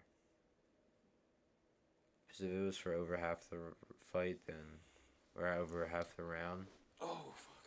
I think she definitely can take the second. But Barber could have taken it as well. It's going to be close. Yeah, I need a new fucking chair for my desk, dude. The one is so fucked now. Like, the bottom of it, and now it, like, tilts to one side when you lean back. It's all fucked up. Shitty. It's Yeah, that one's starting to... It doesn't hold the max height. It literally just sinks down all the way to the bottom. That pisses me off. That pisses me off. I fucking hate that. Especially because, like, I'll put it to the max height, and then I'll sit there, and then, like, 5 minutes later, it'll just nudge down a little bit. Yeah. And every 5 minutes, you just nudge down a little bit more and more. Here is the official decision. Who's going to take it, Andrea Lee or Macy Barber? It is... Wait for it! Macy Barber. Takes the W home for the Americans. I think she's American. I don't know. She's got a nice ass, though. Yeah, I'd tap. I would definitely tap. Tap, tap, tap, tap, tap. Tap, tap, tap, tap, tap. Yeah, but, what the fuck was it? Oh, the chair. I know that that's the reason I got a new desk, too, an adjustable height desk. Because when it would sink down, my arms would get so tired from, like, keeping them up like this. Yeah, fuck so that. So I needed it down more. There was, like, some desks there that were, like, $700 with fucking, the adjustable, like, you press the button, it goes up and down.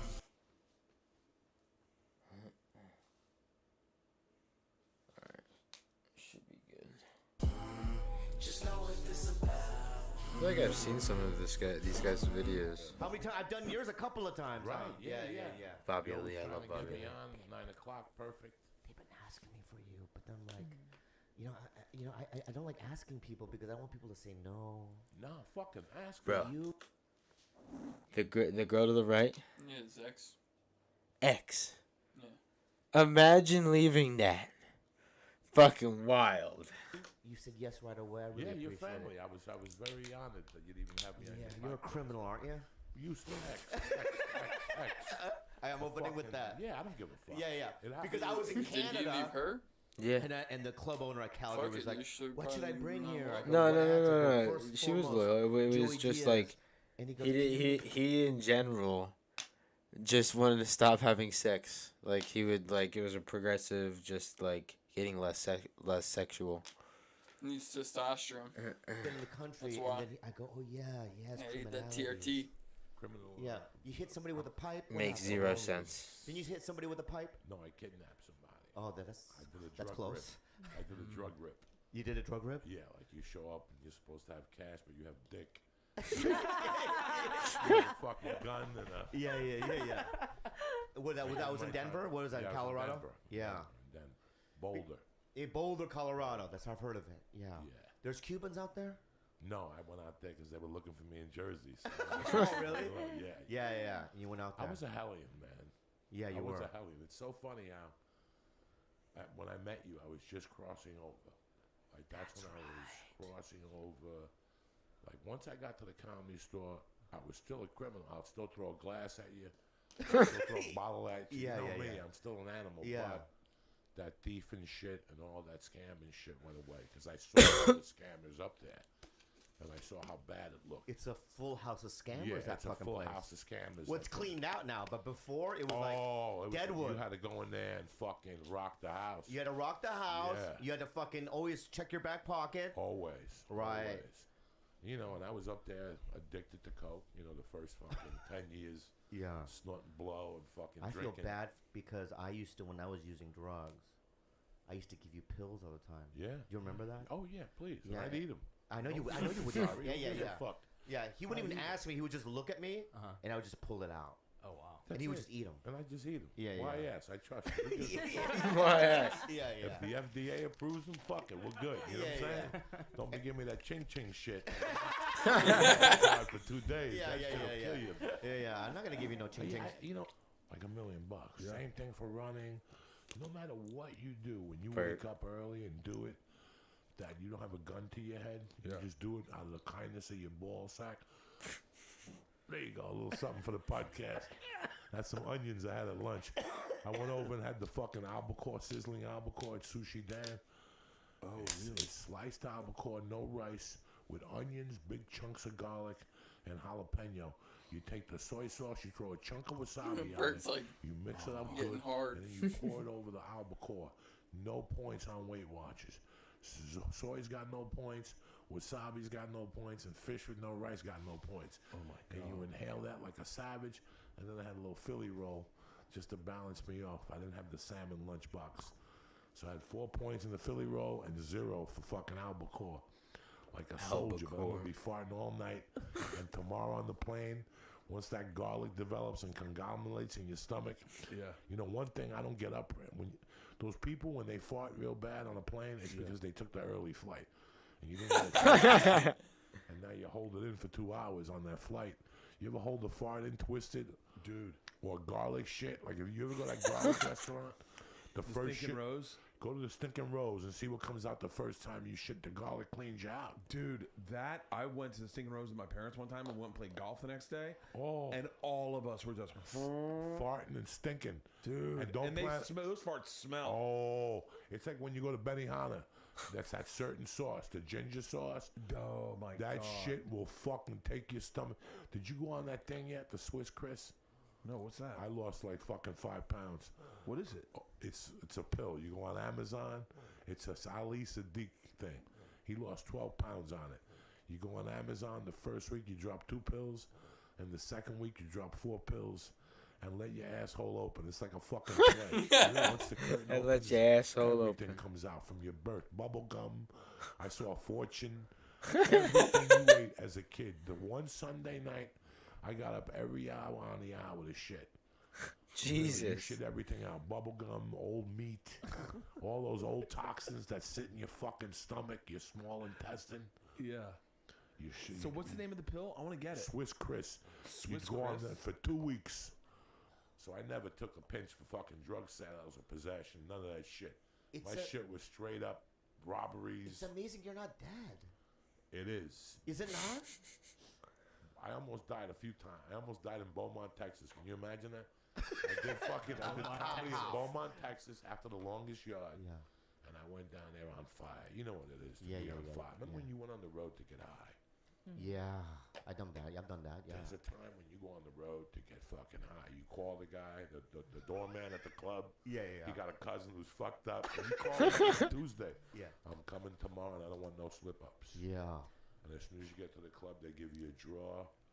And you just bang out that drug deal, and he's good for the. Like, I used to go on the road for drugs. I used to go on the road to fuck. I mean, I no believe offense. it. I believe it. Yeah, that's of part the whole course. thing. When Paulie would go, dude, like I didn't open for Paulie for the money. Yeah. He's like, dude, come on, let's do the route, right? I'd be like, yeah, pussy. And then you would go, you would go, and there's no offense to Paulie and his fans, but at that time, They were easily manipulated. You can manipulate them easily. Oh, I was there with Joe Rogan with Fear Factor. I had women say to me, look me in the face and go, I'll do anything to meet Joe Rogan. What's the story? He's playing the flute? And then I would give him like a code. You want to play the flute? And they would go, yeah, I play the flute. Okay, play that fucking flute. Yeah. And they play the flute. Yeah. And then that's why I got banned from the Tempe Improv the first time. Oh. I brought some freak The up skin there, flute. Right? Yeah. She sucked dick, and then she started sucking everybody's dick. And she eventually sucked a busboy that was 17. You know how that at the Improv they have those young guys. Yeah. She blew some 17-year-old. He lost his fucking mind. Yeah. The next day, what's his name? Danny Murr. Yeah. That's fucking Nate wild. Landwehr versus Austin Lingo. Who you got? Or is it my pick? It's your pick.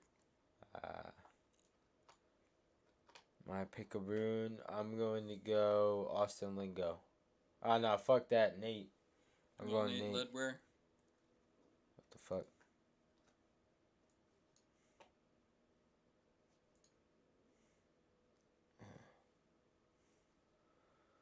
Oh, shit. Timer. No, not that.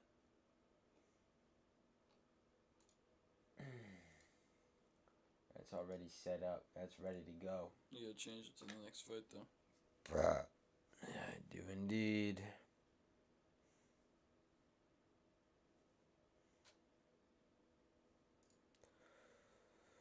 Nate Landwehr versus Austin Lingo. 16-4 record from Nate and 9-1 from Austin. Little fucking rookie. At least in the UFC, rookie. I feel like I've seen Nate Landwehr before. Jason Herzog. His face seems familiar. Feel like I've seen that chin before. Jason Herzog. Why does it do that?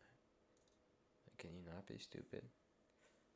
Can we not freaking have technical difficulties for once? Lingo coming out hot. Come on, Landwehr. His fucking last name tatted on his back like Justin Gaethje. Gaethje.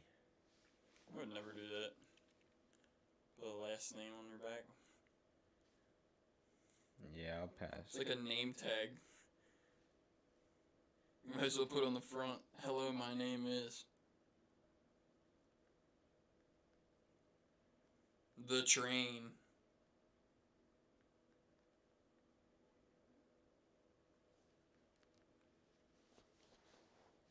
Ooh, big right hand. That might. Oh.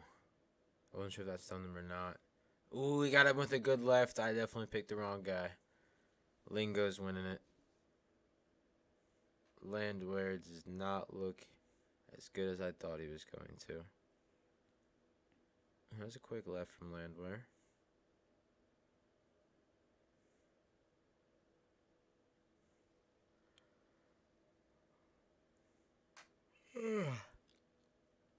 Good combo from Lingo. Left. A lot of level changes from Lingo, looking pretty good. Doesn't want to get in the grappling exchange. Landwehr coming out with some impressive shots in the clinch. Yeah, who we got winning this in the stream? We got the Landwehr or we got Lingo? Let me know in the chat. If you're new here, feel free to hit that subscribe button. Hit that like button if you're enjoying the stream.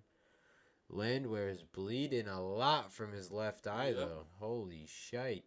I missed that. Wish I could close these fucking... turn these closed captionings off. That's fucking annoying as shit. Yeah, I know. It covers his face. Yeah, it covers like half the fucking screen. Yeah, that's fucking stupid as shit. I can't turn them off from here. What in tarnation? Is there something with a TV? You gonna be in TV settings? Nah, I don't think so, because it tells you the names of the guys announcing, too. It's like somebody's typing that shit out. Well, they need to fucking Probably use the Apple stop. TV remote. What would the Apple TV remote do? It's probably, maybe it's like press down. I can't right now.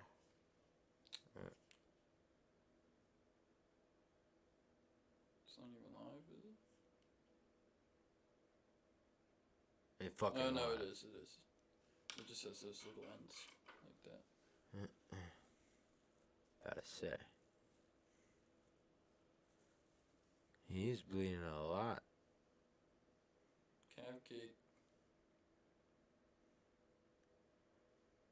Still standing on the feet here. It doesn't seem like these guys want to wrestle at all.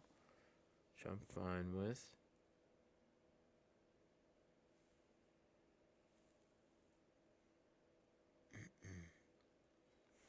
Lingo's starting to slow down a little bit, it seems like. Oh, and there single. it is.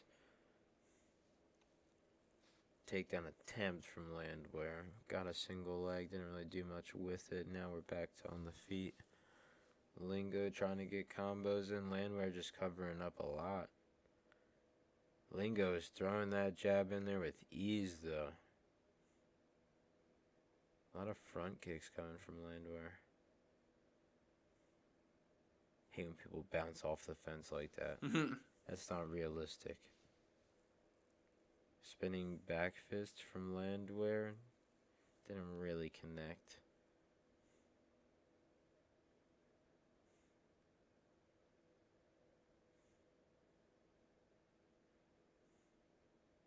Ooh, good right from Landwehr. Ooh. Right kick. Looks like he's turning up the pace a little bit here. He's starting to walk Lingo down. Lingo with more significant strikes to the head with 19. Landwehr more to the legs with 12. Oof, just missed that left hook. That looked pretty big too. Possible knockout punch right there. Ooh, if he fully committed to that flying knee, that would have been interesting. Lingo with good head movement. 10-9 Lingo. Time. I agree. Lingo didn't have a lot of leg kicks, though. That's the only thing. It was like 12-1. Compared to like, I think it was 20-something to like 8. Something like that. Seems like baseball's putting a lot more money into the ads now. This is the same fucking ad over and over again. Yeah, no, but like they're putting a little bit more effort into advertising their league. Yeah, I get what you're saying. Just like the NFL does. Still think it's freaking... You know, there's the pitch clock now. The pitch clock? Yeah, it's like 15 seconds. Didn't I say something about that? They have to be in the box by, I think, 10 seconds, batter, and then the pitch has to be thrown by 8 seconds. Nah, the thing I didn't like is batters fucking constantly getting out of the batter's box all the time. Yeah, calling time, let me stand here. Like, I get if Jack you're off. doing it once in an at-bat, but if you're doing it 2 or 3 times in an at-bat, fuck off. You're out. Yep. Or you get a strike, like... Yeah, there's that now. They get a strike for it. Who? Like, if they're not in the box by the certain time, they'll get a strike. Ah, okay. Yeah, I like that. Make it a little quicker. Yeah.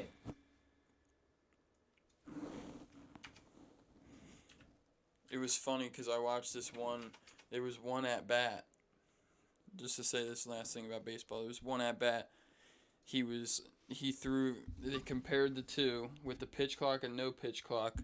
The guy pitched to one batter the entire time he pitched an inning with the pitch clock. What the fuck? Yeah. That's the so guy kept fucked. coming out of the box, calling time. He was holding the pitch for so long. Well, this is my first time watching baseball in a long time last year. And the biggest thing I noticed is I can see why it's dying because there's so much wasting of time. Mm-hmm. Like, not to mention it, like, when you're just watching pitching over and over again, it's not necessarily the most entertaining thing to watch. So the fact that, like, you have other things delaying, just no time, nothing happening in the game, no progression of the game, like, Ever it since gets they boring. started throwing harder, like ever since they started throwing like 95 plus. Like, No, I don't think that has anything to do with it. yeah, it is. You got a guy throwing 100. You try to hit that fucking ball, you never touch that thing. Me myself, yeah, 100%. And like it comes from the mound in like a second, so you got that much time to decide whether you want to swing or not. So what are you saying? Like, it's hard to fucking hit a ball. Like, I think What are you baseball, trying to say, though? Baseball is the hardest sport to score points Yeah, on nowadays. yeah, I Back agree. when I agree. I'm not disagreeing with that. You want to see offense. That's what you want to see. You don't just want to see somebody But throwing the pitch. what I'm saying, though, is that it's already not the most entertaining sport. Mm-hmm.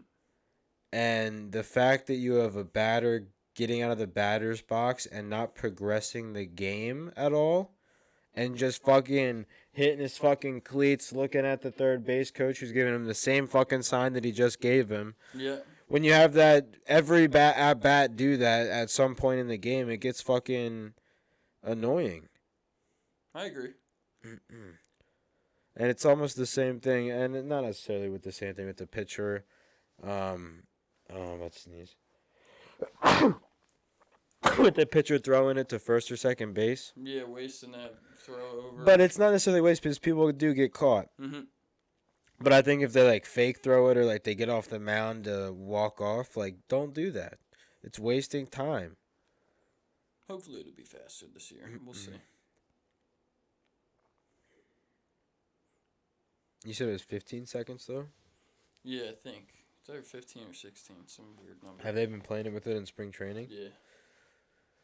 I was listening to the one thing on 94.1 right when I got out of work, and I turned on the radio, turned on, and it was like, and that's the 6th violation or like something, some foul, like the 6th foul that happened in the game. I was like, oh, Lingo's getting fucked up. Oh yeah. He just got caught with a big leg kick to the head. He seemed stunned. Yeah. Oh, that could have been a big knee. Oh, another head kick. Oh, caught him with the left there. Here comes the clinch. Gets the leg hook takedown. And here comes the damage. Oh, back. He might let him stand up. There goes the mouthpiece. There's the RNC. Right, He's got 1 minute. Done. One hook in. Both hooks in. That's done. Yeah, That's done. Good night. Well, fighter. What was that, a second round finish? Yep. Man, I thought he was going to lose, but he ended up taking out the W. Like I said, the rookie mistakes. He got too comfortable, I think. Lingo got way too comfortable in that fucking second round. He thought he had it in the first, and then the second round came out, and he's like, I can do a little bit more, and then got caught. On to the co-main event of the evening. Joey Diaz. No, I'm just kidding. We've got Holly Holmes going up against Yana Santos. Mispronouncing the name. Here's another thing about baseball real quick. Keep on talking about it. I think... the reason it's boring too is you don't see a lot of offense, like crazy offense. I think a lot of the guys try to hit dingers too much. Like that's what a lot of teams kind of like want. They want that's like the Phillies last year. It's like a bunch of guys that just hit fucking dingers. And like none of them could just drop it in a hole and fucking get a double or a single, get on fucking base. Well, I think like, that's a what big you want. thing too. You want guys on base and then the one guy that can fucking hit a dinger. Let's watch this. Top 100 plays of 2022 in the MLB. Our guide saves the day. Let's see what we've got. I love playing baseball. It's just like hard to watch sometimes. One app, over 300,000 experiences you'll remember. Do more with Viator. Fuck Viator. And there's so many fucking games too. Like how are you supposed to watch every single game? I suppose it's like the series. They have series in it. Yeah. Stephen Vogt to lead things off here in the bottom of the 7th. Certainly Athletics. has a chance to be the final big league at bat for Stephen Vogt. Vogt drives Dinger. right field. Did he do it? There's nobody at that fucking stadium. Why is this a highlight though? Well, we asked for it's just a home run. Moment from Stephen Vogt, and he gave it to us. I think he's an old guy. That's why. Yeah, he retired. Gotcha. That's just unbelievable. So here's Altuve. He's 0 for 3. Has a home run and 4 career at-bats against Loizaga. Line shot. Ooh, that was a nice nice play. Beautiful, Beautiful. fat, flashy double play. That was beautiful. Wow, what a double play. Altuve hit an absolute bullet. And Gleyber Torres, I don't know The how he Yankees did. letting The ball people exploded down at this his year feet. again.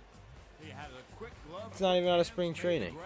No, this is the fucking 20. That was a shitty throw. It was last year. And he has certainly handled center stage very well so far this year with 27 home runs. Dinger. Driven down the left field line. And there's a base Inside the park home run. I'm calling it. Oh wait, no, did it hop out? Did it bounce? Yeah, it bounced. It was a walk-off hit. Aaron Hicks ties with a 3-run home run in the ninth. Boom. That's not Boom, an dinger. exciting game. I mean, that was fabulous. Throwing the gum. That's why people like watching baseball. Right now. 2 quick outs to start this half of the second inning. Oh, and he struck him out. Immaculate. Struck out the side. Just a strikeout. Order right there, and did not. There was throw that many one pitches. Phillies game that was close to a no-hitter. Right there, Terry. Yeah, it's not all that impressive. Just a fucking. Inning over. All right, now this is getting more impressive. Got a no-hitter this season, and Yeah. now an immaculate inning. So he is No-hitter. 8 for 8. Pitches, 8 strikes. Swing and a miss. Swing and a miss. 9 strikes, and he whiffs the side. Angel de los Santos with an impressive inning. When you throw 9 pitches and you get 9 strikes, they call that now an immaculate inning. No, he came right out of the chute. He used just about Can't watch everything. I see the those. change up in there as well. Joey Diaz was better. 8 strikes. And like, I just can't get over the fact watching baseball and MMA. Fucking what's it called? Yeah, right. If I'm watching baseball, I'll just watch the game. Lee and Joe Rogan. Okay. I Yeah, I remember You gotta watch the those game days. for the plays. Because I told them. No? No, I watched. I always watch that shit. The last 24 hours. Mm-hmm. Autopsy. Yeah. That's my shit. I just watched James Gandolfini, and I watched the first 25 minutes. to see Marab if it was real. Dalavishi is If they there. would Also, release is out Diva Shili? And they Diva did. Shili. Yeah. Fucking take it off on a Aljamain tangent Sterling. and Is he wearing make it fucking- what's into it called? a fantastical Bandana. story. And I had then- these No, I guys thought follow. he Let me tell you had, what the real problem with Oh, Hollywood grill? is. Yeah. I had these Could be guys wrong. follow me for 8 months. Yeah, CAA guys, yeah, not agents, writers. yeah. Comedy shows, I mean, you name it. Tapings, film tapings, open mics and receipt on Tuesday night. Anything I did, these guys showed up. We met 3 times a week. I told them every particular of my story. Yeah, fucking We didn't Bert's miss a sitting. beat. We sat there for 8 hours. It's like a little broke kid. it down It's not into even 3 like a sections. full They crisscross disappeared for 8 applesauce. weeks. They came back in December and they hit me with a pilot. It was so fucking bad. Because everything I gave them, they changed around. Yeah. They played Hollywood. Don't play Hollywood. The Yeah. story is how it is. Yeah. The pilot was me taking a piss test. Why are we doing this? I had a friend that got a DUI. They took him to the hospital. While he was in the I got hospital, her. getting stitches, Yana he Santos? went to the pharmacy. I think she's gonna win and too. Took a vial of liquid cocaine and jumped out the back window. Look, Yeah, Thiago right? Santos right That's there. right around that we went in there, and he knows how to break in, and we steal the UA. There's something there. But these people wanted to rewrite characters. Like the guy's my best friend. He went to MIT, put himself through MIT. He's 52. He still lives at home. He just got a job 5 years ago. Yeah. One of my best friends in life. Smartest dude I ever hung out with, but just didn't have no ambition. You know, leave him alone. No, they came back. Let's make him 28. And he's like your slave. What are you talking about? This guy was like my main, when we was in college, we made money by selling blow together to his college friends at MIT. You know, Just they couldn't college get friends me at to MIT. rewrite. There's nothing to rewrite here. I tell you a fucking story. While I'm telling it to you, there's little things, part of that story that's funny, that I didn't see as I wrote it out on paper. You know, I'm driving, look, the other day I was talking to somebody, and they were telling me about, I just went to San Francisco. And every time I fucking go to San Francisco, I get a fucking a light bulb. Because I don't know if you know this, I lived in San Francisco in '85 as a stone cold gangster.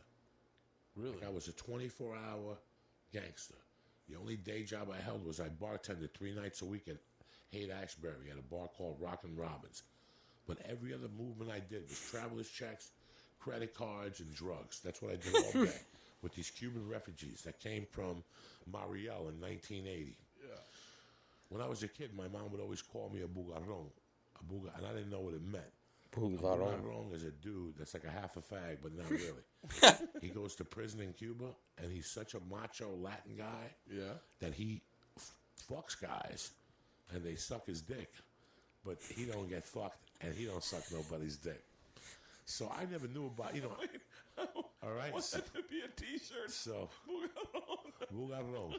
We don't suck dick. We just get our dick sucked, right? So, I'm a total bugarrón. So I moved to San Francisco. I'm a criminal. And one day, Bambusi comes up to me and he goes, do you have a gun? And I go, yeah. And he goes, do you want to bodyguard this dude for 3 days? Yeah. And I go, sure. He goes, he pays like $300-400 a day. Do you want to bodyguard him? I go, yeah. I didn't know nothing about bodyguarding, but I wanted to shoot people. Yeah. So this is going to be my quickest way of being a bodyguard. So I go to work the next day. I shoot the guy's hand. He's a Cuban drug dealer. Married, kids, but he's a bugarrón. The people who help him sell drugs are 2 of his chicks that he just puts wigs on. They're guys. He just puts wigs on them in a dress. What the fuck? Their fucking breasts with little cups, and they got dicks and like a day-old beard. That's they make weird as believe shit. they're women. And he beats them, and he fucks them, then he goes home to his wife, and they suck his dick. And they help him sell drugs. Yeah. I was telling these guys, the first day, it was just really simple. I just had to stand in the corner and be a lookout. But the next day, he would beat those 2 women in broad daylight. Like if they made a mistake or something, he would just start smacking them. And they would go down, and he would kick them. The wig would fall off. He'd punch them in the face twice. You can't write this shit. Yeah. No writer has ever experienced a bugarrón because they don't know what this is. Yeah. And I know that gays today have a name for that. A guy will just come over, fuck you in the ass, and you suck his dick, but he don't want nothing else. He don't want no dick. There was a great comic. And now, what my parents do, your parents do it completely different. Yeah. I would watch the Waltons and go, I want to dump these motherfuckers for the Waltons. I'd watch a TV show and go, why can't I have a family like that? They're normal. They pray, they eat. These fucking crazy. Say goodnight to each other at the end. They say goodnight to each other at the end. That's what I yearn for. But it was around me. So when I was 16, I found some. Once my mom and stepdad broke up, my mom was holding it in the basement, hidden downstairs. And one day I went downstairs to get like a wrench, and I saw this weird thing, and I went over and I opened it, and it was fucking blow. A lot of blow. Is this the first time you ever did blow? This is the first time. And I took some, and I saved it. I took it like in July. I think I remember this story. I had it hidden. When I was about 12, I dated this girl, New Yorker. And my mom was really concerned because every afternoon, me and this girl would come to at 3, and I just locked the door. And my mom thought I was fucking, but I really wasn't fucking. I was just in there dry humping, sucking her titties. At the bar, there was this weird guy. His name was Tati. He was a Cuban guy. Yeah. And one day, Tati caught a wind of my mom going, I can't believe him. He locks himself in. I'm going to have to go home every day at 3. I don't want to have a grandmother and all this shit. Yeah. And Tati pulled me aside. He's like, so what are you doing with this broad? And I'm like, nothing. He goes, listen, I got to give you some. He goes, next time you have a pants off, put some cocaine on her pussy. So he gave me a capsule, like a sick thing. Yeah. But he filled it with a little bit of coke. He told me, put some on her pussy. Watch her go crazy. I'm about 12, and I'm like, oh, my God. Mom knocks on my door, and she says, can I talk to you? The other night, Tati was all fucked up at the bar. Did he give you coke? His pussy? And I'm like, yeah, give it to me. Give it to me. Where is it? And I go, I don't have it no more. What the fuck is wrong with you? She went off on me, my mom. But then years later, she had it done. Like, I always knew my mom did blow. I always knew since I was a little kid. That was their culture. Their culture, they did blow. That she hung out with musicians and Celia Cruz, and she had that bar. So, when I was a kid, my mom would have parties, and I'd have to tell my mom, clean your nose. Like, I was like 8, and I'd tell my mom, clean your fucking nose, guy. Yeah. And my mom would go, where is it? And I go, are you fucking crazy? Yeah. So I hated it. Are you fucking crazy? When I started partying, I tell myself, you know what? I'm going to smoke dope and drink, but I'm never going to put nothing on my nose. Yeah. But then when I was like 13 or 14, I discovered crystal THC, Me and these crazy motherfuckers used to go to this place across from Lieberschlem Cemetery, this crazy Union City bar. Yeah. And we used to buy Crystal THC, which was angel dust, really. It's just another name for Gorilla Biscuits. Yeah. Angel dust, right? Crystal THC. For Gorilla Biscuits. You, and like Segura. $3 a piece. And we'd do one line a piece, and we'd be blasted for 8 hours. When I show up at these clubs on the weekends, fucking burnt no shirt. Blown the fuck away. If you know anything about me, I'm very grateful. You know, I'm very. Does grateful. he have a shirt on? Yeah. All right. It looks like. Yeah, the bug's right into this skin for me for a second. Faster, which is a pain in the ass. You mean like books or material? Material. Oh, Joey. I tell you. Can I tell you the problem? The problem with you is that you don't realize the funniest shit you say sometimes. The thing I've always said about you that blows me away is you say things that in passing, that you're just so naturally funny. You say things in passing that would be in my act tomorrow. My favorite one of my favorite things you've ever said. I don't know if you've ever used it in a special. Was you were talking about getting attacked by dogs when you first got to this country, and you were like, one time I walked past a dog. He saw me, turned around and was like, fuck it, and came back and bit me. Came back and bit me on 148th Street when I was a kid. Because I used to say hello to that dog every fucking day. Yeah. And the owner was a fucking scumbag. But I was so persistent that he started liking me. And he would stop the dogs, and I would go, hey, guys. Remember the story you told about snorting coke with Lawrence Taylor? Yeah. And you're like, this is a big motherfucker. He's snorting coke off top of the refrigerator. That was Daryl Dawkins. Yeah. Fucking God rest his soul. Yeah. Cocoa. Dude, he's got stories on stories. This morning I woke it's up. crazy. We ate. That's what makes a great 500 comedian. milligrams of moon bars last night. Who, you and Lee? Me and Lee. And It's then just like 2,000 Theo. It's like milligrams of stars. We weren't you high. feel like everything he says can sound just like truth. He could say something that would be he didn't even do, and it would sound like a fucking something he actually did. Yeah, that's the thing. I believe the majority. Yeah, I believe the majority of it. What I he guess says. some of it could have been exaggerated. What do you say? Santos had a baby less than 10 months ago. Oh shit! Really? Didn't know that. Don't know why I'm going there.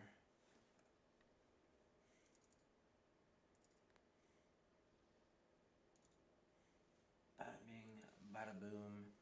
We've got Holly Holmes versus Yana Santos up right now. 41 coming from Holly Holmes at her age. Damn, what an old bitch. She is fucking still going. Yana Santos 33. Holly Holmes has 3 inches in height. Both came in at 135, and Holly Holmes has about a half-inch reach advantage. 69 compared to 68. Gotta watch out from those head kicks from Holly Holmes. Caught Ronda Rousey with it. Caught multiple chicks in her UFC career with that fucking kick. Straight to the head. I really wonder what Bruce Buffer has written on that card, because it's always like very colorful. Probably names and weights, where they're from, nicknames. Maybe some notes. That's what everybody wanted to hear. Of course. That's my mating call.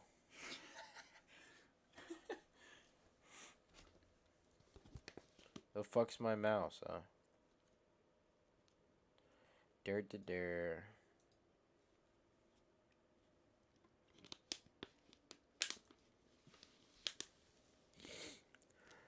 Any new people in the chat, feel free to hit that subscribe button. We've got Holly Holmes going up against Yana Santos, ranked number 3 from Holly Holmes. Pretty impressive. I didn't see the rank from Yana Santos. I wonder 8. if it's 8. All right, yeah, this is a pretty good matchup. Rank 3 versus ranked 8 could be a potential title shot for one of these chicks up and coming, which would be really surprising if Holly Holmes fights for the title again. At 41 years old, like, damn. All the girls out there cheering for Holly Holmes. Get the timer, get the timer, get the timer. Shout out to them fucking Tedders. Ring girls. And here we go. Round 1. Ding, ding, fucking ding. Yana Santos coming out hot. Oh, already going in for a clinch. Maybe she doesn't want to strike with Holly Holmes. Right up against the fence right away. Yana Santos in the clinch position against Holly Holmes. Looks like Holmes is trying to switch it. Has a clinch of her own in with an overhook and underhook. Yana Santos trying to... Oop, and Holly Holmes switches the fence control. Alright, come on, get out of this clinch. This is not how I wanted this fight to start. Ooh, I think she's too tall for Yana Santos to really try and... Get a takedown there. Especially like a body fold, like she was trying. This is going to be an interesting one. We never predicted this one. Oh, yeah, we did. You picked Yana. Yep. Yana. Holly Holmes reversing the fence control again. This is just back and forth on fence control. This is why I don't like the fence. Fence needs to be taken out. But I feel like it's a very hard thing for the UFC to do. I feel like it's like a staple almost in it. The octagon. Yeah. That's one big reason I like jiu-jitsu. There's no fucking... They recenter them and all that. Yeah. But even like the big matches, it's like a big-ass mat. Mm-hmm. And like two people have a lot of space. Looks like Holly Holmes trying to get the leg That's hooked. what I was about to say. She was going for the leg hook. Yana just... Powering through, pushing her back up against the fence. Trying to get a takedown of some kind. Like, see, this is... Push away, get away from... This is the part about fighting that really sort of bores me. Here we go. Now we can get spicy. Holly Holmes looking good on the feet. Very jumpy, lot of movement. Oh, and there's this... Oh, come on. In the middle of the ring, too. Like, it's not even a good clinch. You need two quote-unquote underhooks. You don't want to be over the person's arm and clinched up. That underhook is going to completely negate a takedown.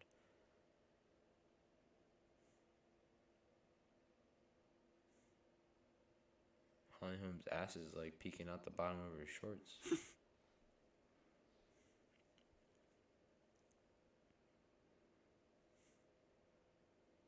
Still just with this clinch against the fence.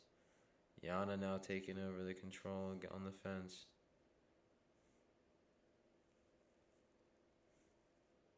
Someone needs to get a takedown here. Here we go. Back to striking. Back to the feet. Ooh, big head kick there from Holm. Yeah, Holmes wants to stay the fuck out of that scramble and that clinch control. So every time she comes in, Yana runs away. Alright, there's a trade. Oh my goodness.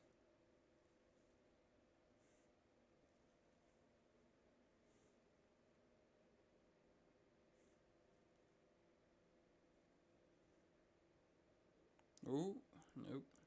Back to the clinch. Oh, but Holmes got a double unders here. Might be going for a single leg.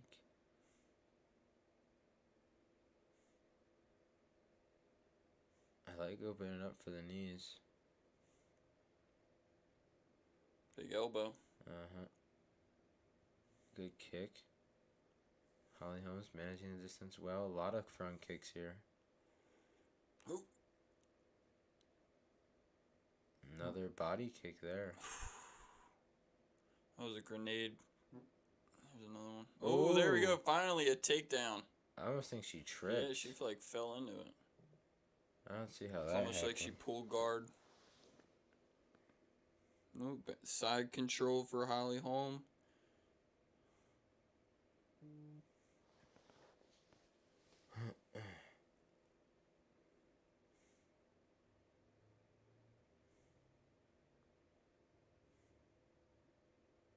And that is the end of round 1, ladies and gentlemen. Round 1 in the books. Yes, sir.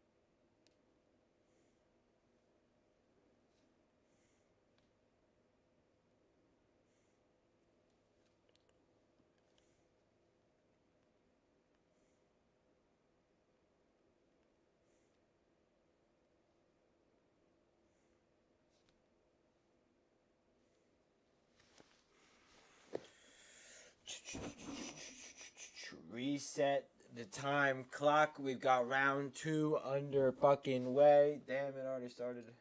That was quick. I like it. I think it's only 3 rounds. Yeah. Thank the Lord. Dude, I'm just Only tired. champion. It's been a long day. Yeah. Been up and working since fucking 8:30. Miles, how you guys been? We chilling. Finally, some fucking life. How you doing, Miles? How you fucking doing? I'm not doing too bad myself. We've got Holly Holmes versus Yana Santos. That was a big kick to the coochie from fucking Holly Holmes. Damn. She put her right to the ground with that coochie kick. I like that, the coochie kick. Coochie kick. Ooh. Holly Holmes looking comfortable in this second round now. A lot of less scrambling and right to the takedown there. Side control. Yana Santos is not looking good. Nope. She keeps on going for this clinch and it's not working out. Got your purple belt on Thursday. Look at that. Holy shit, congratulations, my brother. Full mount for, I don't know, half guard. Speaking of your purple belt, we finally got some jiu-jitsu in this match. Holly Holmes got half guard on Yana Santos. What'd you have to do to get your purple belt? Did you have to like roll against the black belt? Did you have to like pass a certain test? What was the third? Or did you win some sort of competition? That's awesome, then, Miles. Just got out of watching John Wick 4, so you guys were doing a live stream, had to pop on. Hey, What's up, brother? I appreciate it. How was John Wick 4? I know that a lot of people are hyping that up. I think it just came out, too. Oh, shit. Ooh, Holly Holmes gets into full side control. She's looking good on the ground. Ooh. Ooh, Kimura. No, that's a big elbow. Holly Holmes looking very dominant in this fucking fight. Especially in the second round. There's still 2 minutes and 30 seconds left, and she's got full fucking side mount. Yana could have tried to bring her legs in there, but she didn't.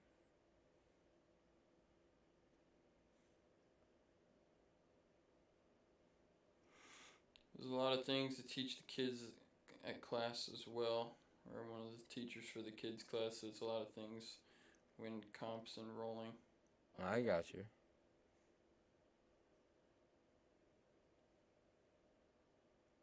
Holly Holmes very fucking dominant right now. At 41. That's what I'm saying. Like, she's not letting Yana have shit. Arm triangle? No, not from side mount. It looks like she's trying to get that Kimura with the arm. Ooh. Smothering the fuck out of her. I feel like the Kimura's right there with that arm. I don't know how to do it from there, but I feel like she should know how.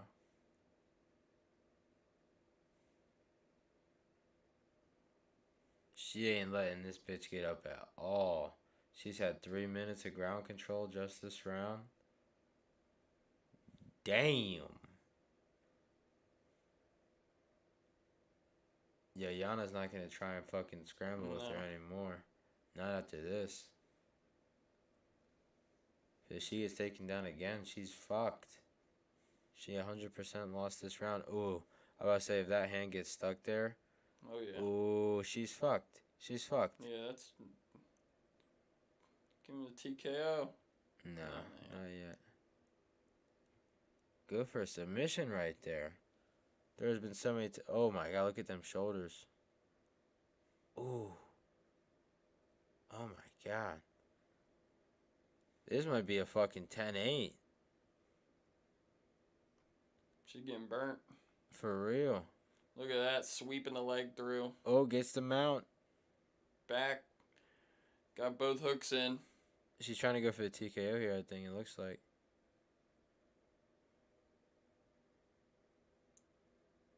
Oh, I thought he might have... those were some big elbows.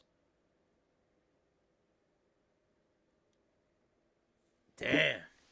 We've got a fucking good fight on our hands here. Holly Holmes is showing the fuck up. Saw that Barber fight was a split decision. How was it? It was actually pretty good. I thought it was a very close fight going into the third round, and then Barber ended up kind of coming out on top. I was leaning a little bit more towards Lee after the third round, but we also missed the first round as we were a little bit behind in our stream, so I skipped through it to catch back up. Just bad timing.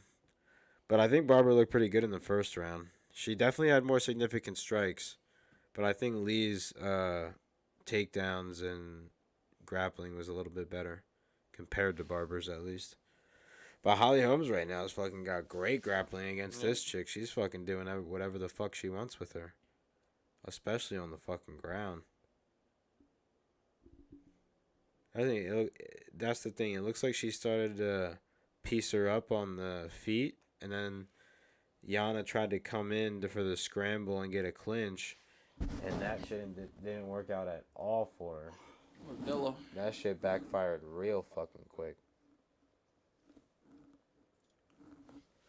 Beginning of the third round. Here we go. Right back to the scramble we've seen in every single 1, 2, and 3 rounds.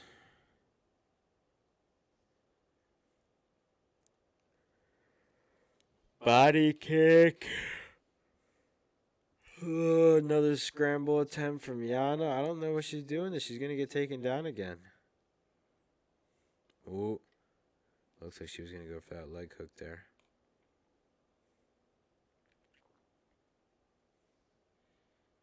Separating. 82 significant strikes to the head for Holly Holmes, 55 for Santos. 26 to the body from Santos. Takedown again from Holm. And that is where the fight is going to end, I'm guessing, because Holly Holmes held her down there for around 3 to 4 minutes last round. And if she did it in the last round, Yana's more tired in this third round. There's no chance she's getting up. Full mount already. This might end via submission or TKO. I think Holly Holmes is going to push for the submission here. Oh, she wants to keep her in mount. She doesn't want her to turtle up. She was putting that half Nelson in. Look, doing the Gordon Ryan, getting both hands underhooks. Ooh, armbar, armbar, armbar. Your foot's trapped now. She's going to get back in that half guard.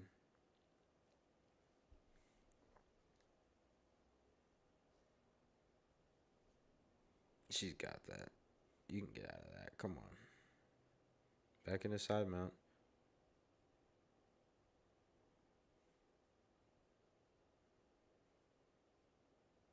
Ooh. Ooh. Ooh. She's going for something here. There's mount. Twisting arm control. Yep. The jiu-jitsu game here is... There's taking the seatbelt. Got one hook in. Get the, shot that fucking... Nah, it's not under the chin. Nope. Back in the half guard. Just complete domination, though. Yana is beat. she hasn't really done much in this entire fight. Nope. To be honest. Like, she has done nothing but get her ass whooped. 8 minutes of control time. And still still counting. Like, she might get to almost 10 minutes. Yeah, I don't think Santos is getting out of this. I'm telling you, when she got that fucking first takedown in this round, I was like, it's staying here for the rest of the round. She did literally nothing to even get close to standing up. Not even to say to get back to guard. Trapped her arm. It looks like she has zero takedown or grappling knowledge. Zero. This is her first attempt of standing up. And it's because she totaled up. And wait for it. Wait for it. It's going to go right back down to the ground. This technically in wrestling is not a stand-up yet because Holly Holmes still has that control around her. This is still technically not a stand-up in wrestling. See, that's why. Holly Holmes can still take her down from here.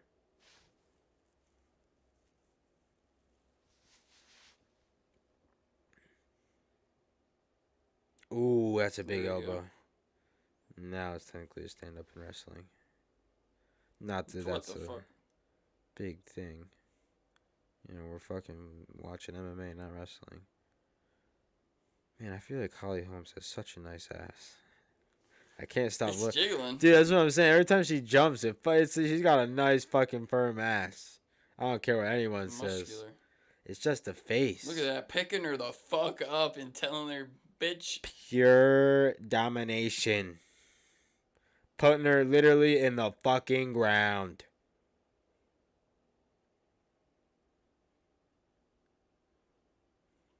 I feel like she needs to get her submission game better. Yeah.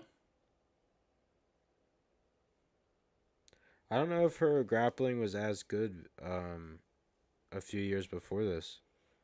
It seems like she might have improved a lot on the ground.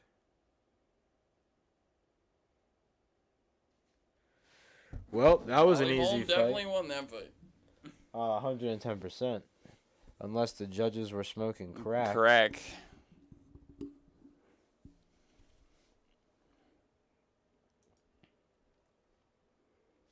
Is this 3 rounds or 5 rounds? 3. Oh, is it? Yeah. Thank the Lord. It's not a championship. That's what I thought, but sometimes the main events are 5. For some special occasions. Let's actually go back to this till we get the official decision. Did it say that? Oh, no. Didn't give one yet. Not quite yet. Here it comes. We got a good little commercial. And then we've got the official decision inbound. I think it might be Holly Holmes, like fucking 30-26, possibly 30-25. These judges score. Yeah, let's hear it. Just gotta be 130-26.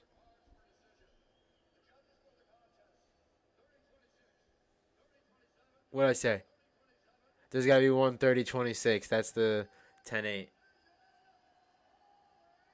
I definitely think she, see, that's the thing. It can still be 30-27 if they're giving what's her name the first round. Mm-hmm. Because then she gets 10 instead of 9. But I think you can make the argument Holly Holmes won all 3. Yeah, she definitely did. She was whooping her ass.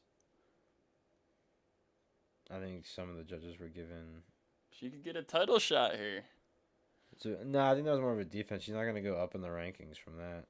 But she's going to prove herself to get a #1 contender spot. She still got it. 41. Dude, my parents have been gone for fucking 4 hours now. And that dog is definitely, I bet, pissed in that fucking pen. Nah, fuck it. I mean, it's not my problem. Not my fucking dog.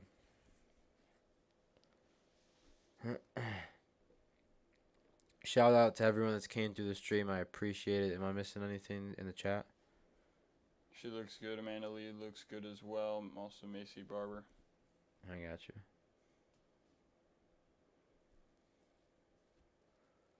Shout out to anyone in the chat, though. Shout out to anybody watching the stream. I appreciate you guys coming through. We've got one more fight tonight. If you guys are new here, don't forget to hit that subscribe button. I'd really appreciate it. And we've got Marlon Bisping. Marlon Cheeto Vera going up against Cory Sandhagen up next. Holly Holmes takes the W. I honestly think this is going to be a grade A banger. This is going to be a bang fest. These guys are going to go hard in the paint. They're going to try to take off each other's heads. It's going to be a fucking strike fest if you've ever seen one. From Bisping? Yeah.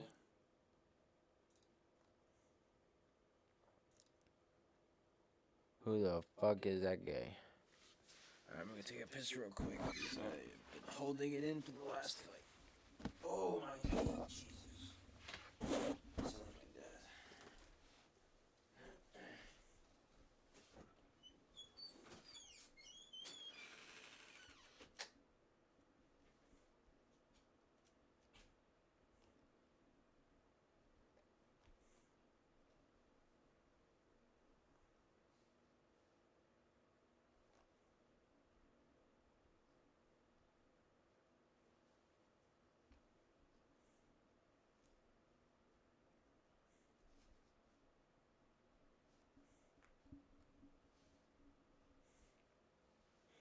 Cory Sandhagen versus Cheeto fucking Vera.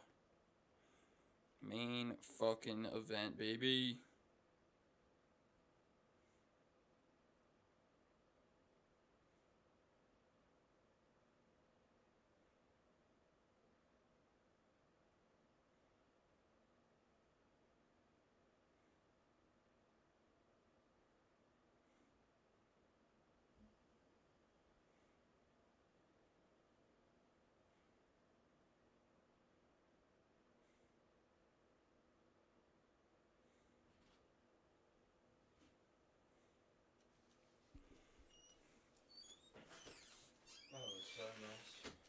You take a nice leak. Where the fuck did the trophy go?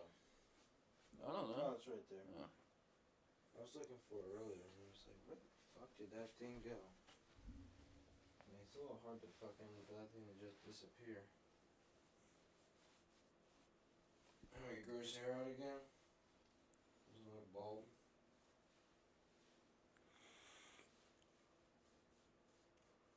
What's going on, stream? How are you fucking doing?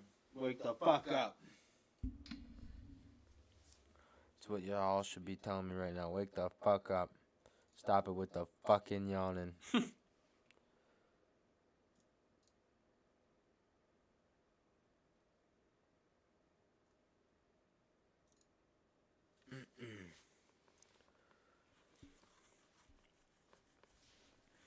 Today, it's not yet. Cory Sandhagen. Forget his nickname. I don't know if it's Hangman or Sandman. Probably Sandman. Yeah, that's the obvious one, but I feel like it might be Hangman.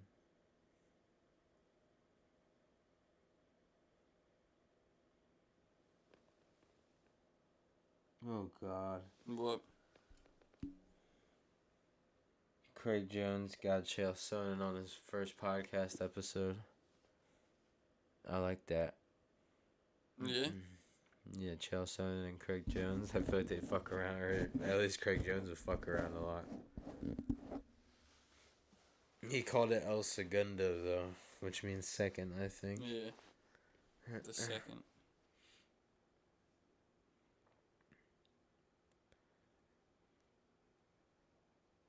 This is going to be a big one, ladies and gentlemen.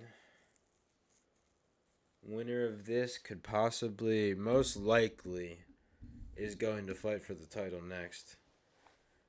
Which I believe is in the bantamweight division. So we've got Aljamain Sterling versus Henry Cejudo in May.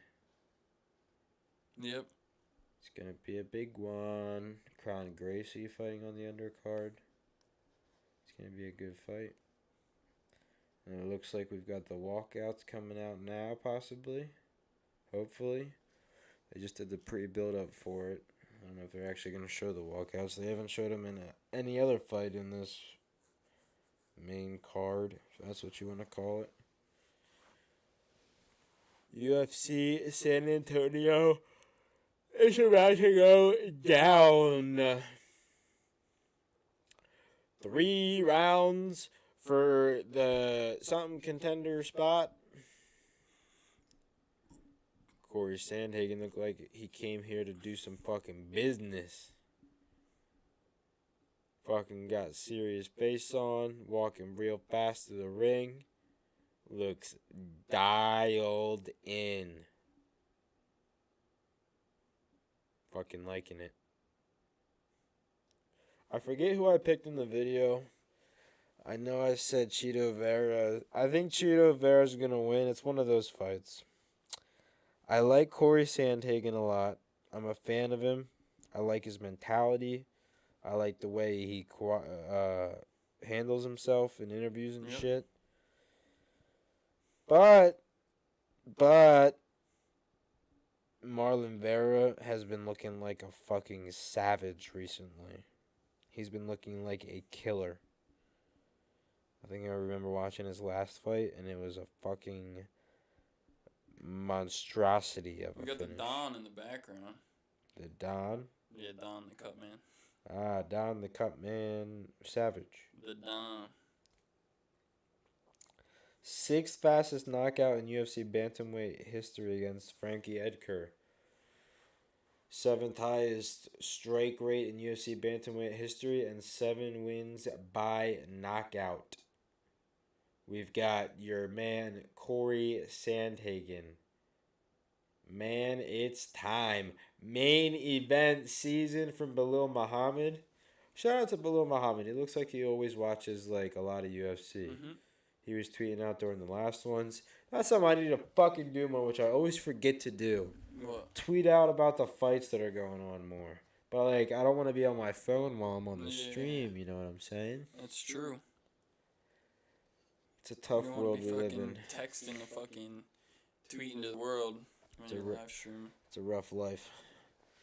And we are lights out for Marlon Chito Vera's walkout.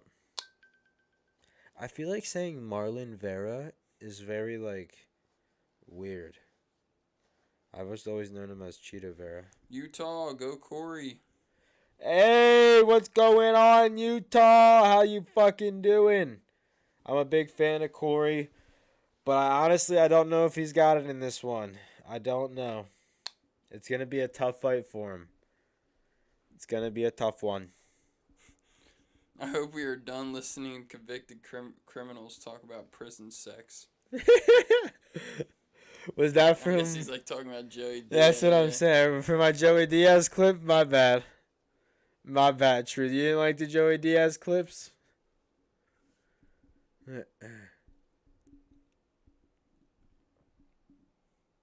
Feel free to tell me you don't like something that I'm doing. Feel free. I'm still trying to get used to what viewers like. I'm trying to find a good in-between. I'm trying to find a good buffer thing to watch in between commercial breaks. Yeah. But sometimes it's hard to hold conversation. Like when we had the baseball topic, that was easy. From Ecuador. Not a fan. Not a fan? All right. Hey, that's fine. Everyone's not a fan of Joey Diaz. I fucking love the guy, though.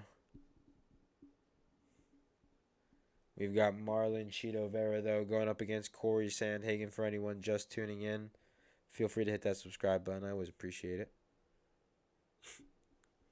How to get the sub? Hey, you gotta plug it every few minutes. Not every few minutes, but every like half hour. You know, there could be new people coming in. Those fucking tattoos on Chito Vera's head are fucking whack. That's dope as shit. One of them was a scorpion. I can't tell what this one is. Can you see what the one on the right side is? Like Jesus. That's Jesus. No way. Yeah, it's a Jesus portrait. At the top on his head. Oh, not on his head. I thought you were talking about his shoulder. No, I'm not talking about his fucking shoulder. That could be any guy with a beard. That could be Santa Claus on his fucking shoulder. Right. It looks like Jesus. Is it a jaguar? It looks like some like gorilla panther, Black Panther. That's fucking crazy. What do you say? Really, it's just the gracious swearing. Nah, I get it. Not everyone's down for Joey Diaz. He is definitely a loud character. He's an in-your-face type of guy. Not literally, but he's not afraid to tell you how he feels. Dude, I feel like every time I see Marlon Vera, though, he's got one more tattoo on him. Yeah. And it's like, how can you find the fucking space? Like, holy shit. That is a walking portrait right there. Yeah, fill in everything. Fuck it. I don't remember his No legs. face tats, though. I don't remember it. I mean, pretty fucking close. It's just the opposite side of your face, of your head. He's got the Post Malone type of tattoos. I think that looks really cool, though. Honestly. Yeah, the Black Panther. Yeah, like the back of your head. He's got a fucking scorpion and a Black Panther. Like, talk about a fucking savage. Sorry for my swearing. Now I know you're not a big fan of swearing, Truth, which I'm fine with. Sometimes I swear too much. Tied for the tallest among bantamweights. How the heck are they tied if one's 5'8" and one's 5'11"? Yeah, so Cory Sandhagen. There's a 3-inch difference, and I guarantee you there's guys in the middle in the freaking bantamweight division. Yeah, like Sean O'Malley. He's got to be like 5'9". He's got to be taller. He's got to be as tall as Cory Sandhagen. Yeah. He's taller than 5'9". I'd say he's probably close to 6 feet. What did you say, LOL there? Yeah. Alright, watch my mouth. Sometimes I do swear a little much. I gotta watch it. I always watch it when I'm around kids. Kids are like a swear detector for me. When there's a kid around, I just don't say one single bad word. I want to see what like Cory Sandhagen's nickname. I forget if it's Hangman or if it's Sandman. What do you say there? Sorry. You're okay, man. You don't swear that much. I got Vera, but this is going to be a good fight. Absolutely. Who you got? He's got Vera. Did he say Vera earlier? My bad. I got bad memory. It's time. Ah, you can't do it like that. Oh, it is 5 rounds. Guess it's the main event. Utah says Vera is overrated. Utah said that? Yeah. I could see how some people could see that. I just think he's like a big name in this division right now, up and coming right now. Cory Sandhagen's the favorite, though. I'm surprised about that. Both these guys have big-ass back tattoos, though. Who do you think's got the better back tattoo? Let me know in the chat. Let me know, chat. Doesn't have a nickname. Nah, he definitely does. I could have sworn.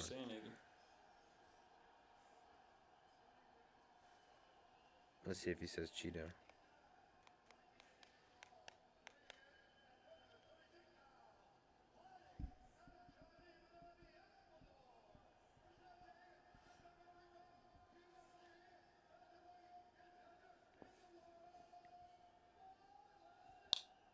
No, of course he says it. I love how he gets close to him and hypes him up. That's what he tries to do. He tries to hype him up. He tries to get their energy levels matching his. All right, ladies and gentlemen. 5 rounds in the bantamweight division. Top-ranked guys right here. I think it's going to be a bang fest. It's hard to say that. Weird to say that. Bang fest. Bang fest. I think someone's going to get caught, though. What we got people saying in the chat? He is the Sandman. Ah. All right, here we go. BRB Guatemalitas. I love whoever said that. Sender, Utah? Yep. My fucking guy. Vera ranked 3, Sandhagen ranked 5, but Sandhagen's the favorite. Ooh. Good striking from Sandhagen.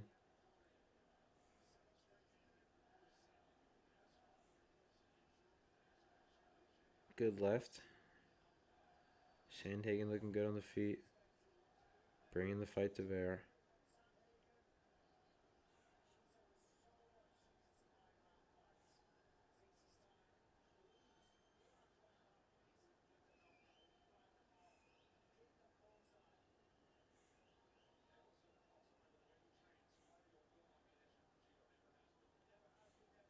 Ooh, that's a big leg kick. Calf kick more. Good body shot and combo from Sandhagen. High, low, high, low.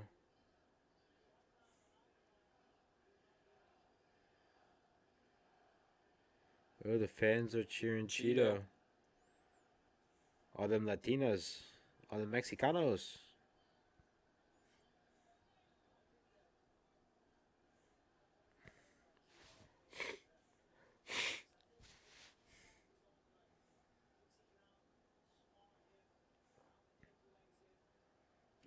Sandhagen just like stood real tall.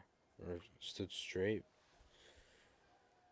Good leg kick from Sandhagen. Another good leg kick from Sandhagen. Ooh. Good left hand from Sandhagen. Cheeto Vera doesn't really seem that himself right now.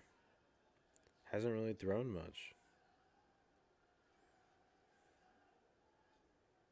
Sandhagen looking like a superstar, throwing everything.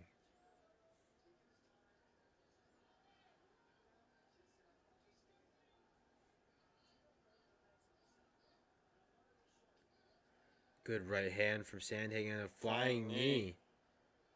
I like the creativity. Ooh, and going for a double. A lot of people thought this was going to stay on the feet. There it is. We could see it go to the ground.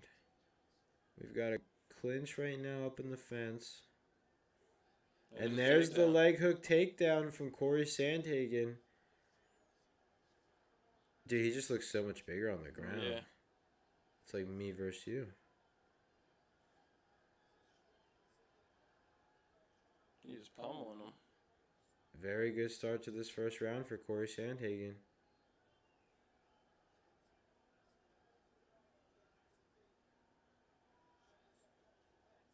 This is not where Cheeto Vera wanted to be in the first round.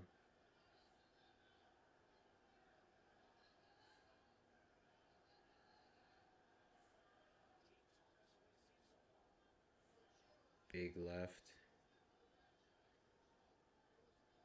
Cory Sandhagen's got this half guard position on top right now, looking good. Doing some damage. Throwing elbows, left hands. Pummeling his face into the ground. Ooh, he's bleeding. Someone's bleeding. I think it's Is Cory. that Sandhagen? Yeah, it's Cory. He's got a little cut on his forehead. How? Maybe a headbutt or something? Maybe he got him with an Slipped elbow? on his head. Are we sure it's not from Vera at all? It'll just stand up to be confirmed. No, it's not Vera. Yeah. Sandhagen. Sandhagen's looking good though. Even with the cut. Sneaking those fucking punches in. And the elbows.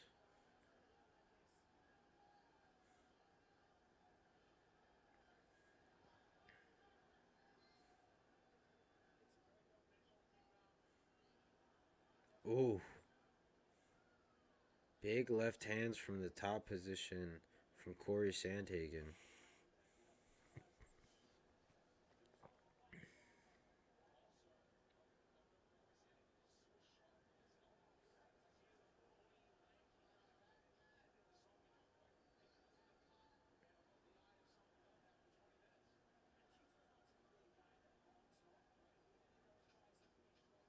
Another elbow. It looks like this round's just going to end with Cheeto Vera on the bottom getting his ass whipped to Cory Sandhagen. That first round's going to Cory all day.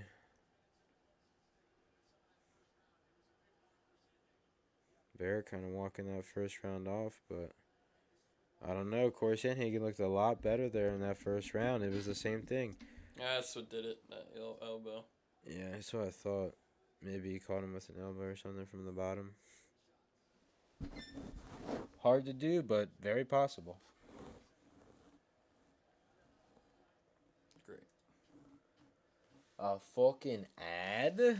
It's the main event. on a pay-per-view.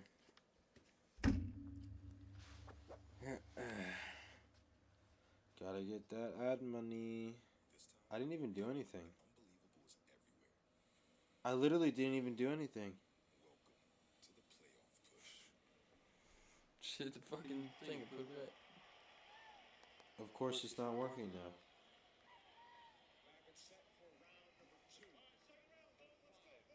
Is the Apple TV on? Yeah.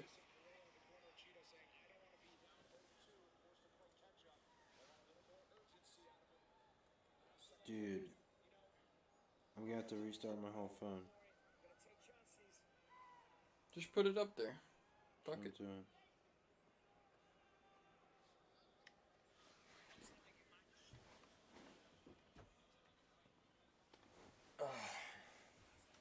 You still see it? Here, grab that table. I have my mic on it. Oh, never mind. Man, it's hard for me to see that far. Ooh, Cory Sandhagen coming in with another shot, gets the single. Doesn't get it yet now, he's got it, but Cheeto might have a guillotine. Oh, yeah.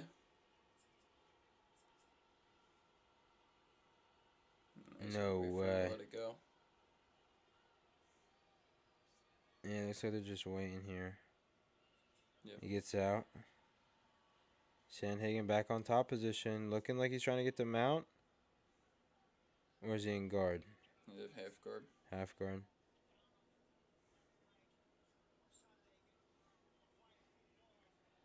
Back to the same thing he was doing in the first round, that top positional control and just raining down fists and elbows. Not a bad game plan if you're Cory Sandhagen. This is going to tire Cheeto Vera out a lot. And eventually he's going to catch him slipping and might go for a submission of some sort. Which I really hope he does, because Holly Holmes had a lot of chances, in my opinion, last round. Last fight. And didn't go for anything.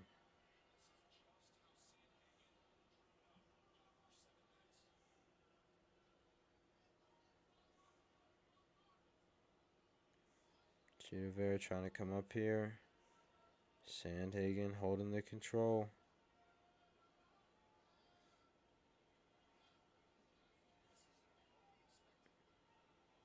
Cheeto Vera trying to get out of it.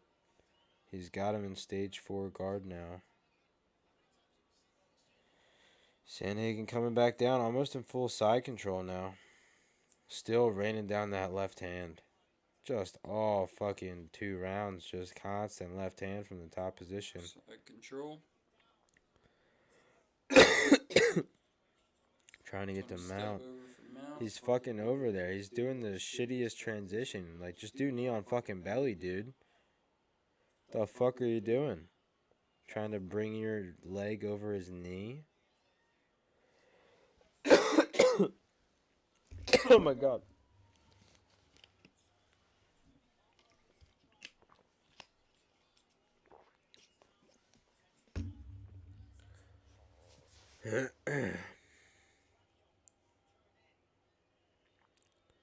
Now it's the right hand coming down for Cory Sandhagen. His left hand probably hurts from the fucking first round. Right hand, right hand, right hand, right hand. Mixing with an elbow. Ooh. Ooh. Interesting. Armbar. Armbar. Nope. Use it Your to get out. submissions are sloppy. This is what I'm saying.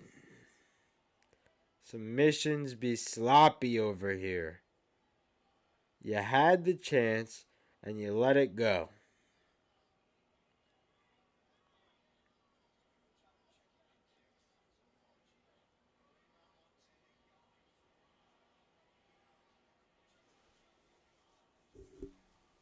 Back to standing though, if I forgot to mention that.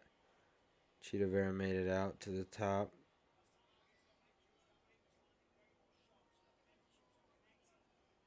Got about 50 seconds left in the second round. Oof. Wow. 110 significant strikes for Cory Sandhagen. 13 for Cheeto Vera. That's fucking whack. Cheeto going for a single leg now. Doesn't do anything with it. Cory Sandhagen answering back with a flying knee. Now we're just on the feet. Back and forth, back and forth. 10 seconds left.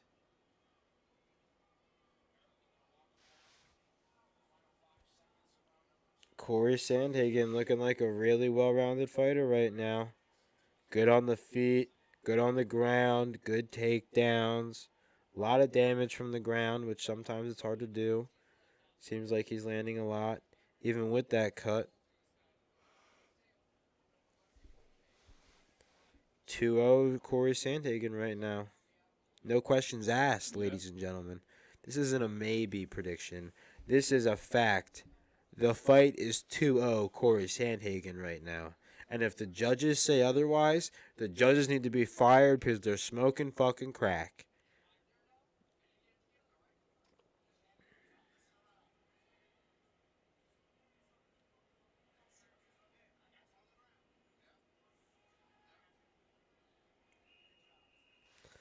There's the whistle.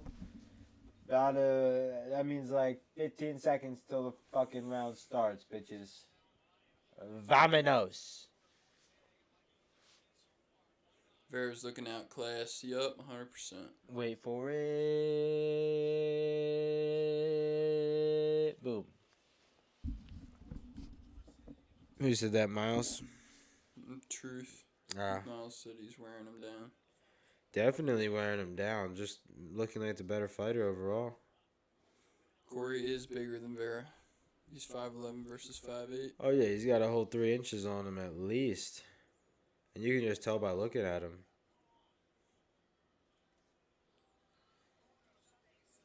Sandhagen just looking fucking really well-rounded. Look at those combos. Body shot, head shot, leg kick. All in under 2.5 seconds. Don't quote me on the 2.5. This is 5 rounds, yep. Yes, sir. Was that truth? Yep.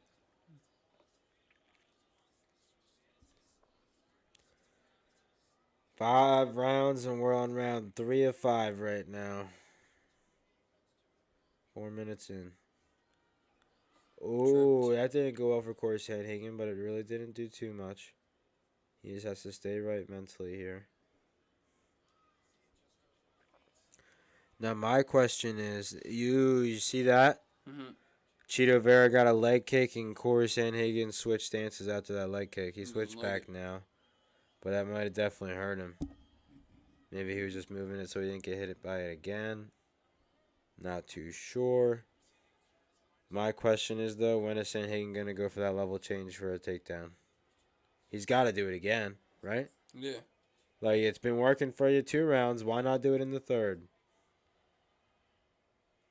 Maybe you don't want to be predictable. That's the only counter. He went for the level change, but it wasn't going to have the takedown after. Just listening to you guys watching the fireplace. Watching the fireplace? He's watching the fireplace. I appreciate it. I'm glad to bring you some entertainment, Miles. That's what we're fucking here for. Cory Sandhagen looking phenomenal with these body kicks. Just overall, man, I cannot stroke him off anymore right now. Holy shit. But Cheeto Vera now, right there, that was a good thing for Cheeto. Definitely needs to take this down to the ground again. He cannot be standing here. I mean, he has good combos, but he needs to... Oh, that's good. Good body shot. Sandhagen's good on the feet. There we go. I'm actually surprised to see him take it to the ground, to be honest. But I think with the people that are at the top of this division, that's the things he needs to do in these fights. Yeah. Not only to gain the confidence, but to see where your holes are in your game. Mm-hmm. And, like, again, the top guys in this division, Henry Cejudo, all of a sudden, which, you know, it's not like he was there last year, but... Yeah, I don't like that. I mean, I get it that John Jones is just kind of the same thing. But with Francis stepping down, like, there was no other good guys in the fucking heavyweight division that would make a big fight. Stipe versus Jokani. Yeah, but that's alright. Not as big, obviously, but still But could have. nobody, like, says Henry Cejudo's the GOAT, so you can't, like... A lot of people do. Not compared to Demetrius Johnson, but he has a win over Demetrius Johnson, which nobody else does. Literally nobody. I don't think he deserves to get this shot right away. I think it should have been I think he does. I 110% think he does. Why'd you say that he's going to fucking win? I don't care. I got my money on Henry Cejudo all day. They call him Triple C. You call him triple shit. Champ, champ, champ. Triple shit. He's just like Dylan Dennis. He is not anything like Dylan Dennis. Fuck that guy.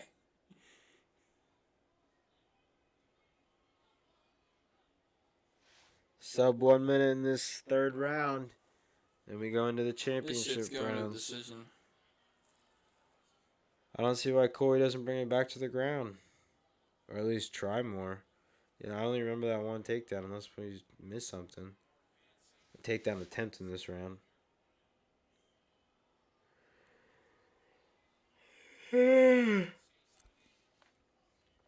See, after this round, I think he still won it, but I think the judges, you know, that's where people go left when they could have went right, or, you know, people go left when other people go right. It's where the judges can give that round to Vera, and if he wins the next two because he doesn't get taken down, the argument's there in my opinion. If you take somebody down 3-5 rounds in a row and have the domination that Holly Holmes did, the domination that Cory Sandhagen just did in the first 2 rounds, there's no ifs, ands, or buts. You won the fucking fight. So if you did it in the first 2, Why not doing the rest? I mean, I get it. It's a taxing sort of technique or game plan. Yeah. Very taxing cardio-wise. But you better do it at least 1 or 2 other rounds out of this fight. I better see it in the 4th or the 5th round. Because, yeah, you get tired, but I guarantee you that other person's more tired, holding your weight all that time. Trying to get out, trying to push all your weight. It's a taxing sport.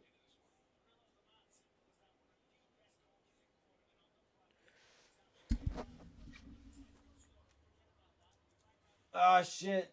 What'd I do there? Fucked it. I hit a check mark when I wasn't supposed to hit a check mark. Round number 4 is underway, ladies and gents. Anyone tuning into the Kevin Hoop Show just now, don't forget to hit that subscribe button. I really appreciate it. Cory Sandhagen came out with a good combo there in the beginning of the 4th round. There it is! He doesn't fucking get it. That's why you gotta go for it more than once in a round. Goes right back for it, and he stuffs it again. What the fuck?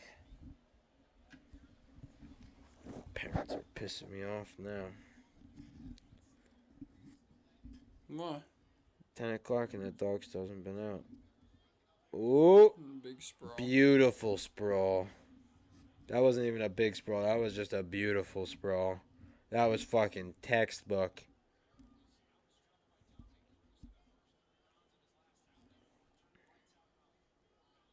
And you see, this is where Chito Vera can start to flip the script. If Cory Sandhagen doesn't get another takedown, well, what have the judges seen? They've seen Cory Sandhagen go for takedowns and not get them. But I do think he looks better on the feet as well. I think he looks like an overall well-rounded fighter compared to Chito Vera. Chito Vera just hasn't been throwing a lot either. Sandhagen's been throwing nonstop. He's been giving this guy every fucking look. He's been giving him kicks, strikes, takedown attempts, level changes, body shots, head shots, everything.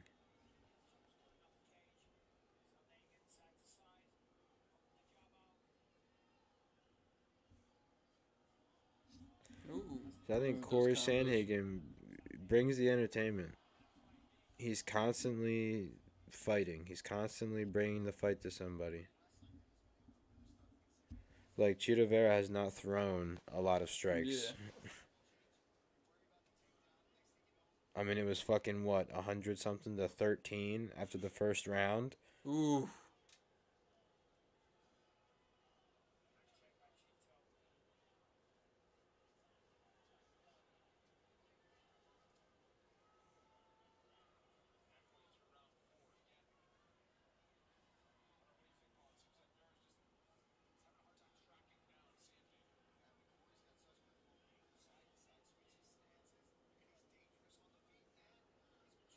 Less than half the round to go. Sandhagen, I'd say, is still taking it.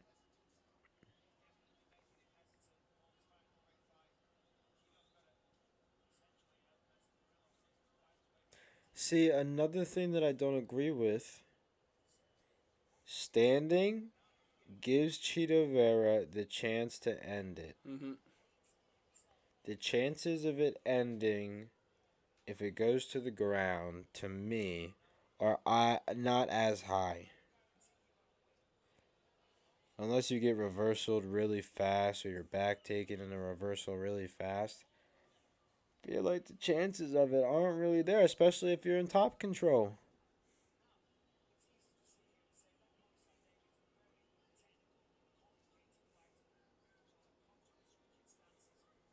I guess Sandhagen trusts his blocking and counters.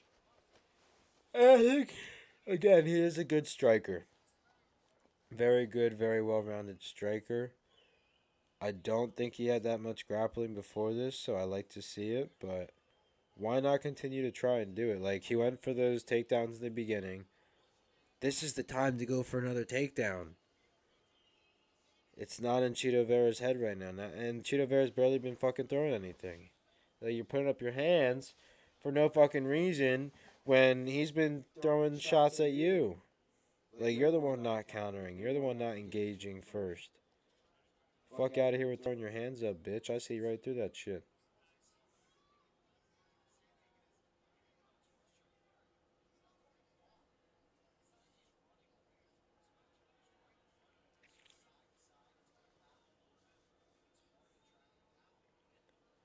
I think that goes to show how technical... See what I'm saying? Do you see what I'm saying? This is how you get fucking caught. With, look, there was like 12 seconds left in this fucking round when that almost happened. Maybe 14. You stop thinking for 1 second and boom, you get caught. Oh, are they talking shit? Are they talking shit? They talking that smacky smack in the ring, huh? They're saying, yo, biatch, throw something. It's like, dude, he's throwing everything. Literally. He's thrown all of the fucking shots in this fight. And you haven't thrown shit.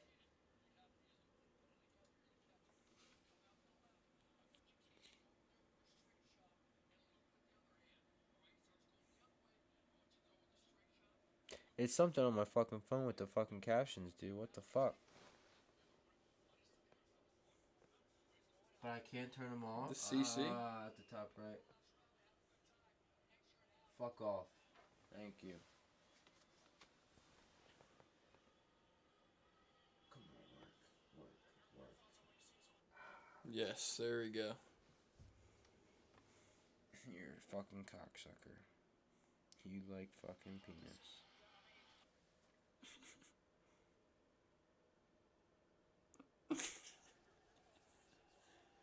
Oh shit, now we get to actually watch it. I don't have to fucking like... And the closed captionings are back. What the fuck? Beginning around 5, ladies and gentlemen, UFC San Antonio, Cory Sandhagen versus Marlon Chito Vera. If you're new here, don't forget to hit that subscribe button. If you guys are enjoying the content, hit that like button. Cory Sandhagen coming out with some leg cakes. You know, you said earlier... you gotta shout it out every 30 minutes. Every fucking round. Hey, hit the sub. It's the end of the fucking stream, and I see there's 4 people here. All right. That's true. Take advantage. I ain't here for fucking giving out cookies. I'll tell you that.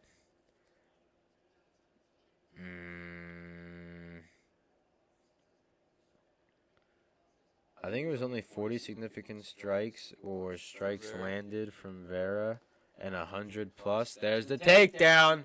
That's the fucking whole fight right there. That's the whole fight right there. If Cory Sandhagen maintains this position for the rest of the fight, it's over. Oh, he almost got stuck in a triangle there. That was almost a me. He almost pulled a me there. Watch out for that triangle. Nope.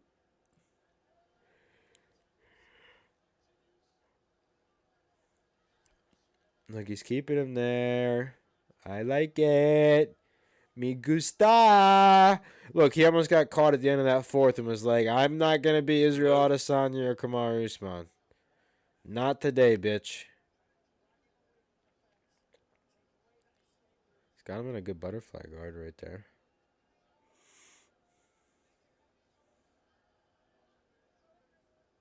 He's not doing anything with it, though. He's literally, like, just possuming up.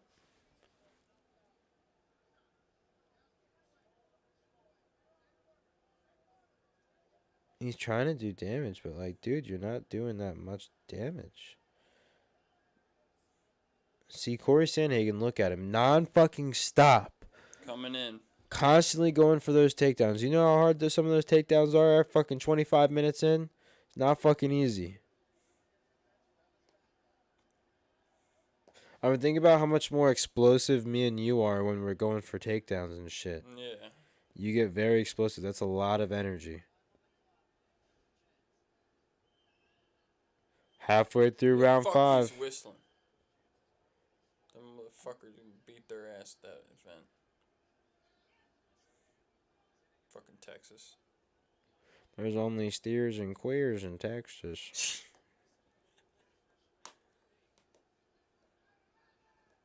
What the fuck is that from? I don't know.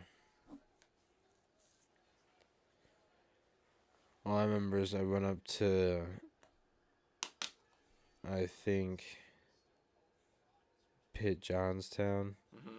And he's like, there's only steers and queers out here, my dad.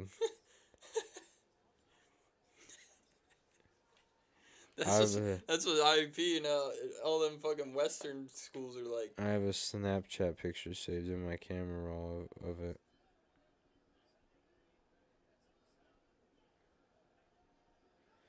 Minute and 30 seconds left in this final round. Total strikes for Vera in all the rounds. 9, 5, 19, 15, 14. Sandhagen, 50, 61. A lot more than Vera for the rest. From Platoon. Who's that? Truth? Truth. 1 minute left. Who you got winning this fight right now, Truth? I got Cory Sandhagen all day. I think he came out and showed up. Cheeto Vera barely has done anything in this fight, in my opinion.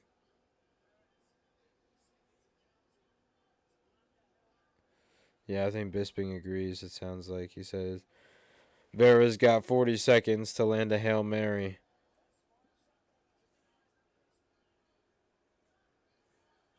And indeed, he has to land a Hail Mary. What the Oh, no. That was like the dumbest thing you could have done. In my fucking opinion. I would roll through that. But, I mean, hey, he gets out of it. Cheeto Vera is just fucking trash tonight. I'll tell you that straight up. Oh. He didn't show up until the last 5 seconds of the fucking fight. To me, he didn't want to put himself at risk. That shows me he didn't want to put himself at risk until the last 10 seconds of the fight. Yep. And maybe there's other stuff I didn't see in the striking department, but meh. I'm giving that to Cory Sandhagen all day. So Cory Sandhagen W. I think you can make it. He won at least 4 out of 5 rounds.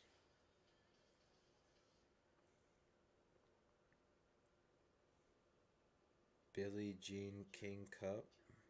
Yeah, we guess we going Michael Jackson in this bitch. What in tarnation?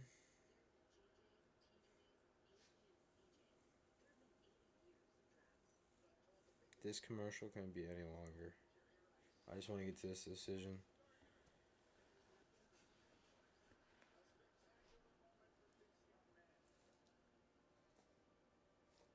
Come on, come up next. Come on. Nope. What is it? An NFL draft commercial followed by an NFL draft commercial? XFL now. Ah. NFL has the primetime spot, obviously. Yeah.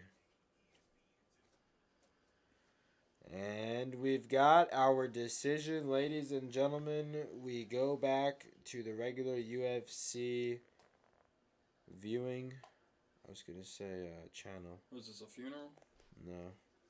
Viewing? Yeah, I don't know. Bruce Buffer back in the ring for our official decision. He's telling the ref right now who won the fight, so he knows which hand to raise. Imagine pulling up the right with the wrong guy's hand. That'd be fucked. Here we go.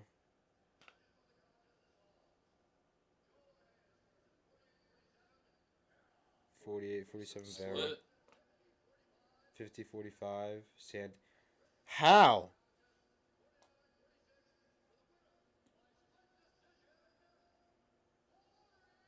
Yeah. For a second, I thought he said Marlon. I'm surprised that was a split decision. Dude, how does one guy go Vera and another guy scores at 50-45? Yeah. That's all 5 rounds to Cory Sandhagen. And you're telling me another judge saw that Vera won 3? Yeah. Are you fucking kidding guy's me? Smoking crack. That should have been a majority decision or fucking unanimous. 110%. Some of these judges smoke Steers fucking line is from crack. Officer and a Gentleman. I've never heard of that. Ah, from Platoon or is it from the movie Officer and Officer Gentleman? and a Gentleman. All right, ladies and gentlemen. I appreciate you all coming out. Truth, Miles, Sender, everybody, Utah. I appreciate all you guys coming out watching this stream. Feel free to hit that like button. Anybody new watching this stream or tuning in for the first time, hit that subscribe button. I really appreciate it. We got videos coming out next Monday, Wednesday, and Friday, so tune in then. We've got some important grappling matches coming up. I know on April 1st, and we've also got April 8th, Adesanya versus Alex Pereira for the 7th fucking time. But it's their first rematch in the UFC, so it's going to be a good one. The content's coming out prime time, Monday, Wednesday, Friday. No problem, Truth. I appreciate you stopping by, my dude. Probably will see you in the next stream. I'll definitely see you in the comments of the videos. I appreciate all that you do for this channel right now with showing up in the comments and showing up in the chat. Definitely we're the life of this stream today, and I appreciate that, Truth. So have a great fucking rest of your weekend. Shout out to Cory Sandhagen. And with that,